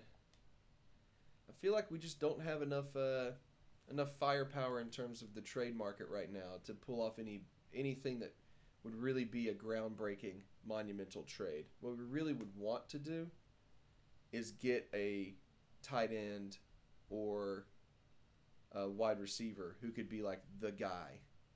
But really, I guess that's if we keep training up N'Keal Harry, he will get there eventually. Yeah, I feel like all our best assets may be the guys that we just drafted. Yep, that's what it seems like. 20 first-round draft picks. Yep. Aside from accumulating literally everything good on the Dallas Cowboys and Ezekiel Elliott and DeMarcus Lawrence, all of our draft picks are the main guys. So I think we'll maybe see if there's anyone interested in second-year defensive tackle P.J. Hall. He's a 77 overall. He's got quick development. Maybe somebody likes him. Right off the bat, the Bears do. So I am going to stick with tradition and see if they want to give me Khalil Mack. Shockingly, they do not. As is tradition. Mm-hmm. There's the Bengals are interested in him. Let's see how close we are to moving AJ Green over to the Raiders. Like halfway. Okay. Would that be worth trying to go for a 31-year-old AJ Green? I feel like yes. I feel like yes. Let's see who else. Bills. It seems like most teams are interested in Hall. He's young. Decent development.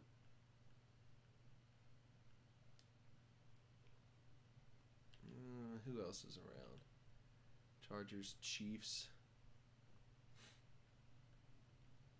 Could always try to trade Hall for Travis Kelce. How old is Mohamed Sanu? How old is Mohamed Sanu? Oops, I always like Mohamed Sanu. Yeah, for being a dirty Atlanta Falcon player.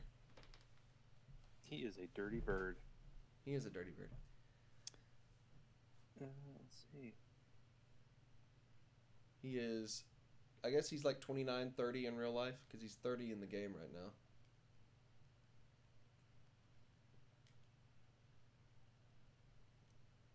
Falcons want P.J. Hall. I wonder if the Falcons will give me 30-year-old Julio Jones. It seems like a fair trade. Yeah. They're not nearly as interested as the Bengals were in giving me AJ Green. So. I was going to say Calvin Ridley would be kind of. I checked him. Not that high on him either. I'm going to give Terrell Suggs and P.J. Hall to the 49ers for George Kittle. To be honest, they're kind of interested in that. I might be able to pull this trade off.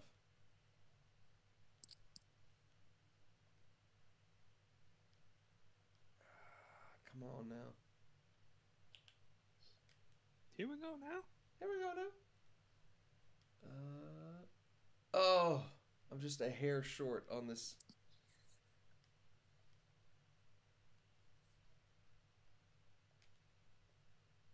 I'm going to just do Hall and a couple of high draft picks. That's not really any better. All right, Hall and the best draft picks I can possibly offer. This is my final offer. Nah, not quite. Ah, well. Do they want John Gruden? We just send over the coach.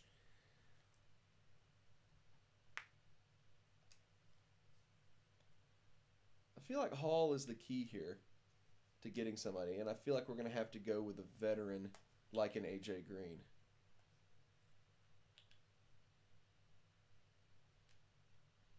I wonder if the Patriots want Hall. If the Patriots want Hall, then I'm going to try to... Nope, they do not want to give up Gronkowski. My bad. Who do the Patriots have as their quarterback? Oh, my goodness. They have Brock Osweiler as their quarterback. Oh, man. That's not good. I feel bad for the Pats. Oh, well. No, you don't. I don't feel that bad. No. So I feel like the best bet is to try to make that move for AJ Green. unless for some reason the Texans really want to get rid of DeAndre Hopkins, which they really don't. Doesn't mean I'm not going to try to make this push for DeAndre Hopkins, though.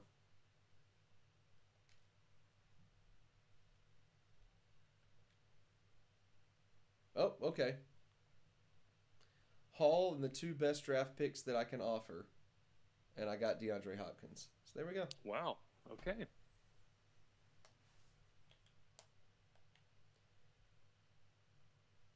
So now, I feel pretty good about that. We got Zeke. We got Hopkins. I mean, we're making some moves in there. We no longer have any draft picks at all. But that's okay. We don't need them. Draft picks are for losers. And we were losers last year. We were losers. We were losers. We are no longer losers. We were winners of 3 straight? I think. 3 straight. 3 straight. 3 straight. Dang straight. All right. Well, let's try to get Zeke to commit to the Raiders long term.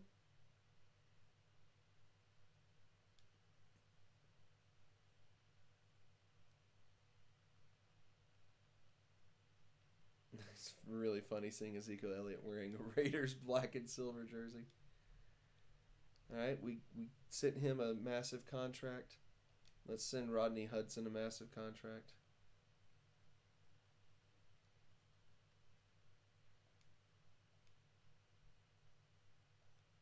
All right, he's in. We can handle the rest of these guys later. There we go. I think we're good to make it through the rest of the season and see what happens. All right, strap in. I can't think of any more. Strap in, everybody. This is it. Have we done enough with the Raiders at 3-3, heading into Week 8 against the Bears, the Khalil Mack Derby?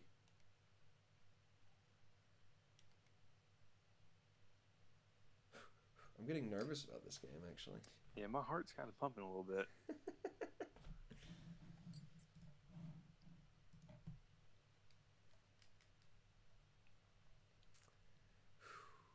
Here we go.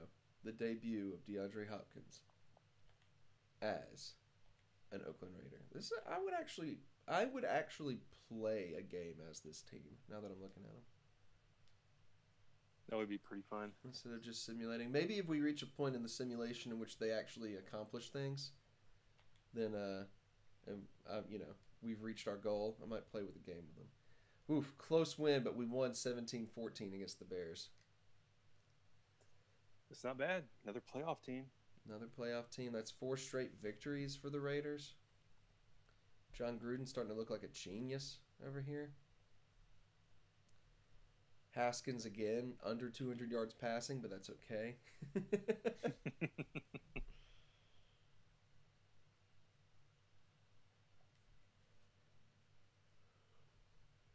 All right. Who we got now? We got them there, Colts.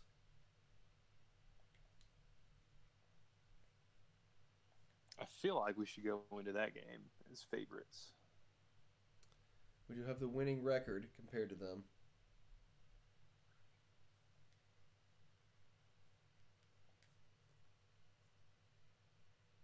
I mean, we have 1 win more than they do. They're 3-4, we're 4-3, but it still is a winning record.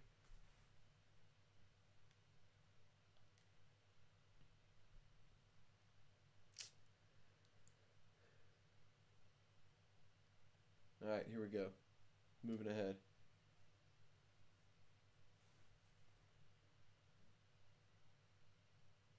It was another victory, 20-14. There we go. We're really rolling. However, we do have a new injury. Let's hope and pray it's not a key player. It's not. It's just some random 71 overall cornerback who dislocated his hip. That sounds terrible. I think the last dislocated hip I can remember during a football game was the Michigan State guy who returned the block punt as time expired. Oh, yeah. Into the end zone and dislocated his hip as his whole team jumped on top of him. Man, I forgot about that. I get terrified watching players celebrate things. Yeah, I do too. Especially baseball players when they dogpile on the mound. Yeah. They're all wearing two weapons on their feet. Right. And they're all just jumping on top of each other. All right, 5-3 Raiders. We're what are we, an 80 overall team? Not bad. Going up against the Vikings in Week 10. Vikings 2-6. Feel good about it. Come on. Another victory. Another week, another victory. I mean, we're sitting up here tied with the Broncos for first place in the AFC West. Wow. Look at these little Raiders go. I feel like Kansas City and the old LA Chargers loaded up to win for last season and fell apart apparently. Completely fell apart. These fools aren't doing anything.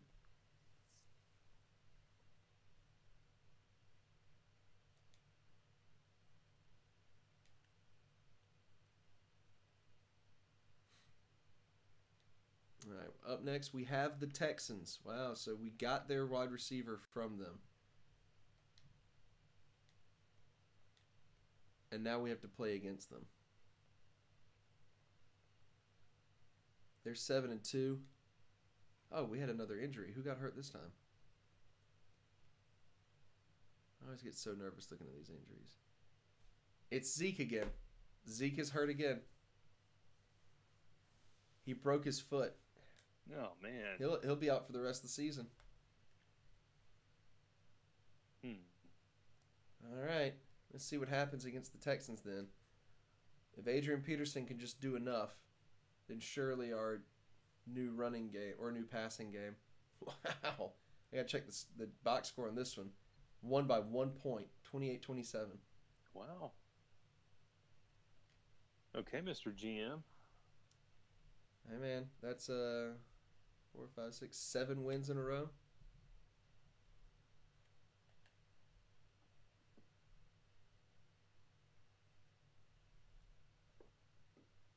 Haskins threw for 291 and 3 touchdowns. Peterson, 82 rushing yards. Well, you could instantly see right then and there the amount of the passing yardage jumping up with the arrival of DeAndre Hopkins. Anytime you get, one of the best wide receivers in the league, then you're good to go. Hopkins against his old team, 8 catches, 125 yards, and a touchdown. But Houston's new number 1 wide receiver, Kiki Kuti, 8 catches, 189 yards, and 2 touchdowns. So I guess Deshaun had to throw it to somebody. Yeah, and my goodness, our secondary apparently was not doing anything. All right, we have another injury to report. This is exciting. Rookie left tackle Greg Little tore his quad. Yikes. That's rough. That's rough. Who do we have up there at left tackle now? No one good, that's for sure.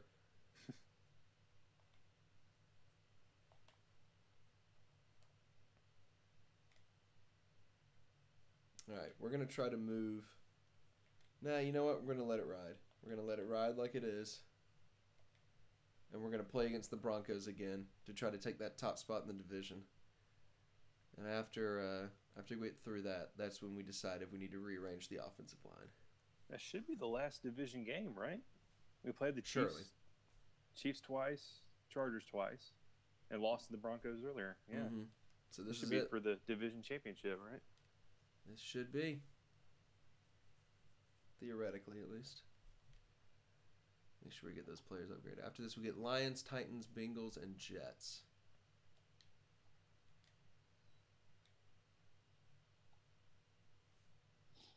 It's a pretty weak end of the schedule, too. That it is. All right. See what happens against them. They're Broncos. I'm sure we got another injury. Oh, that's an ugly loss. 17-3. Yikes. Yikes. I mean, the winning streak had to end at some point. Just did not expect that. Adrian Peterson got hurt. So we currently have starting left tackle, top 2 running backs, all injured. Hey, but we got to 7 wins, and so we hit our mark in terms of what we wanted to do. So no matter what happens from here on out, we at least hit our goal for the season. And I think that's important. That is important.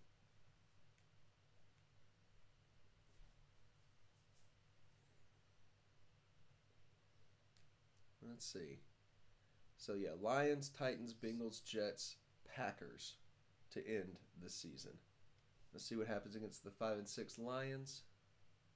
Let's see who gets hurt this week, really, more than anything else. Yep. Hey, that's a huge victory. 21-0. Blanked the Lions. Them. Man. It's a big one. Big one for sure. The Titans coming up this week are... The game can't handle how quickly I'm trying to simulate everything. It is lagging pretty tremendously. Honestly, Madden has a hard time handling much of anything. Yeah, that's true. But 7-4-1 Titans. That is the appeal of Madden, I believe, though. That you can't move through it quickly? Well, that you just never know what you're going to get. You don't know what player will fly off into the upper deck. You never know, like in my what happened in my Saints franchise mode. You never know what random defensive player is going to have such a good year that they become like top linebacker of the year and changes the course of their entire career, like Alex Anzalone, who went from being like just a starting linebacker to being like a 90 overall linebacker for me. Oof, lost to the Titans 42-21. Yikes. That's a rough one. Doctors have cleared Greg Little to come back from injury. I think we're safe to let him rest for one more week, just because, or until he's like fully healthy, just because we already at least have 8 wins.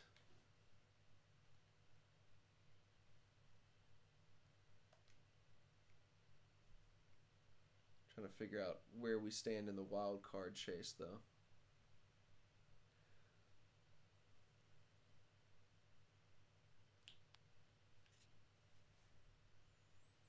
Broncos, Titans, Steelers. No, it's not looking great. Maybe we should have brought him back in. Oh well. 3 more games. Let's try to get to double-digit victories, I say. At this point, we're overachieving anyways. Right. So All we wanted to do was improve on a terrible 3-win season. And we've really done that, you know? And we probably still have room to go after some free agents in the offseason. You know, whoever's around. Try to bring in another heavy hitter. Our rookies are performing well. I'm curious to see whether or not any of them are up for Rookie of the Year awards. I'm going to look this up real quick before we move along.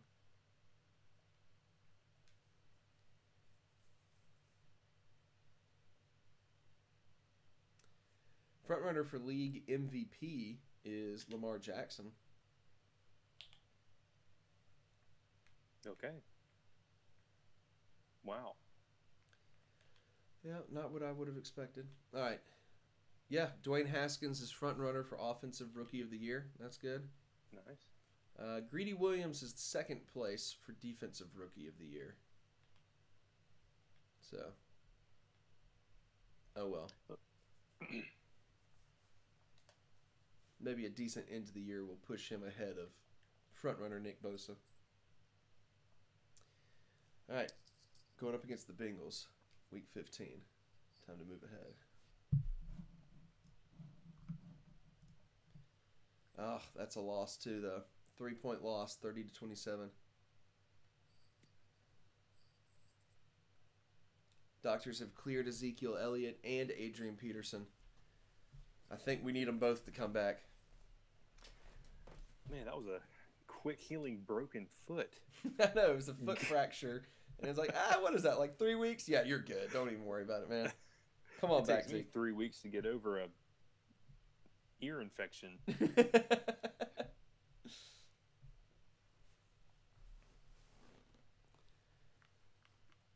All right. The Jets are bad. That's hopeful then. They're 5-8-1. Speaking of the Jets, have you seen their mock-ups for their uniforms next year? No, I have not. Oh man, you got to look that up. I will do that right now. They are interesting to say the least. Okay.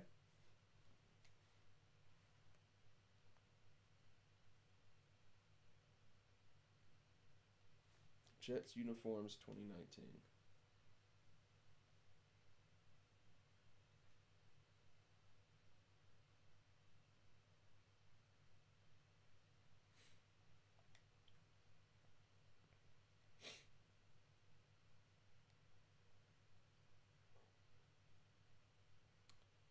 They're the ones that have like the shoulder stripes. Oh, where did I find them? It's kind of hard to find because there's a lot that's like, here's a fan design. I'm like, I don't care about the fan exactly. design. That's not what I'm here for.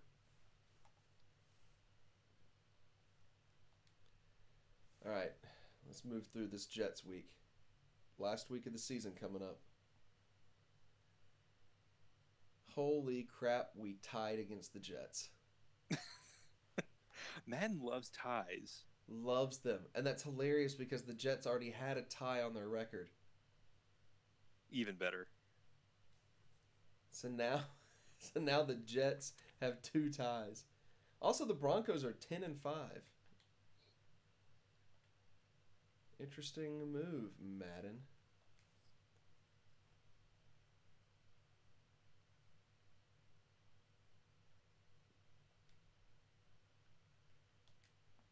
Well, sadly, the year doesn't look like it's going to improve quite as much as we hoped, but definitely a massive improvement from 3 wins. The rookies are looking pretty good. They're all up in the 80s as far as overall rating goes. Get your offensive rookie of the year as a quarterback, and that seems like a pretty good piece moving forward. Yep. We've got DeAndre Hopkins and Ezekiel Elliott now, which is the dumbest thing that I've ever heard. Depending on how many years remaining on their contract, you might want to, I don't know, maybe. And then we got Greg Little over there. Well, we lost to the Packers by 3 points at the end of the season. But the good news is the team has let me know my contract has been extended as the coach. So, our project to make the Raiders good again, it continues. It continues. Good start in year 2. Good start. Good start. Lamar Jackson won league MVP. Dwayne Haskins won Offensive Rookie of the Year. Nick Bosa did win Defensive Rookie of the Year, however. So, oh well.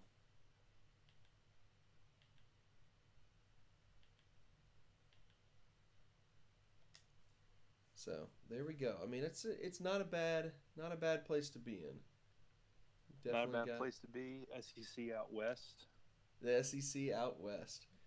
Off to a pretty good start. We might need to look into moving some other players away if we can, see who we can trade for maybe more draft picks or something.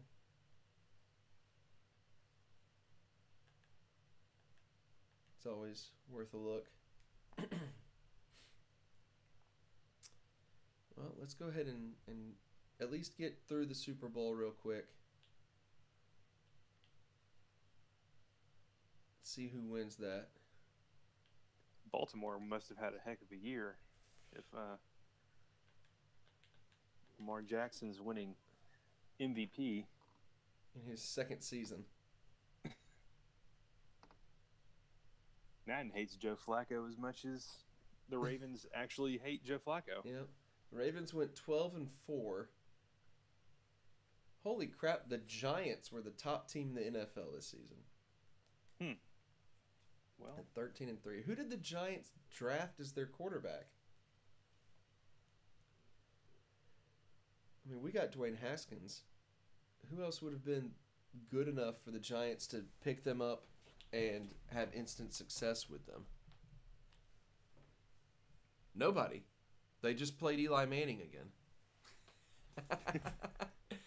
Eli threw for 4,000 yards, 37 touchdowns to 9 interceptions. Saquon Barkley ran for 1,400 yards, almost 1,500 yards. Odell caught 900 yards, 13 touchdowns. Interesting. wow. Okay. It's very weird. It's very weird that happened. All right, Madden. Go for it. Go for it, Madden. Go for it. Let's see who makes the Super Bowl. Moving ahead. The Super Bowl is... Oh! It's a birdie bird matchup. The Falcons and the Ravens. Oh, yeah. Wow. The Falcons and the Ravens. All right, fair enough. Let's see who wins that one. And then I'm going to call it a night. The Falcons won it in what looks like the worst game ever played. 14-12. Oh, wow. Yeah, that's not good. Not good at all. All right. Well, we don't have too many players to re-sign. I don't even know how much cap space we have. But I think we're in good shape moving forward. Maybe make a move for a free agent. Who is worth re-signing here? Only like 3 of these guys are worthwhile. This will be quick. Cool. I think that's going to wrap up this live stream. So I'm going to go ahead and hit that stop stream button. And we're going to get out of here.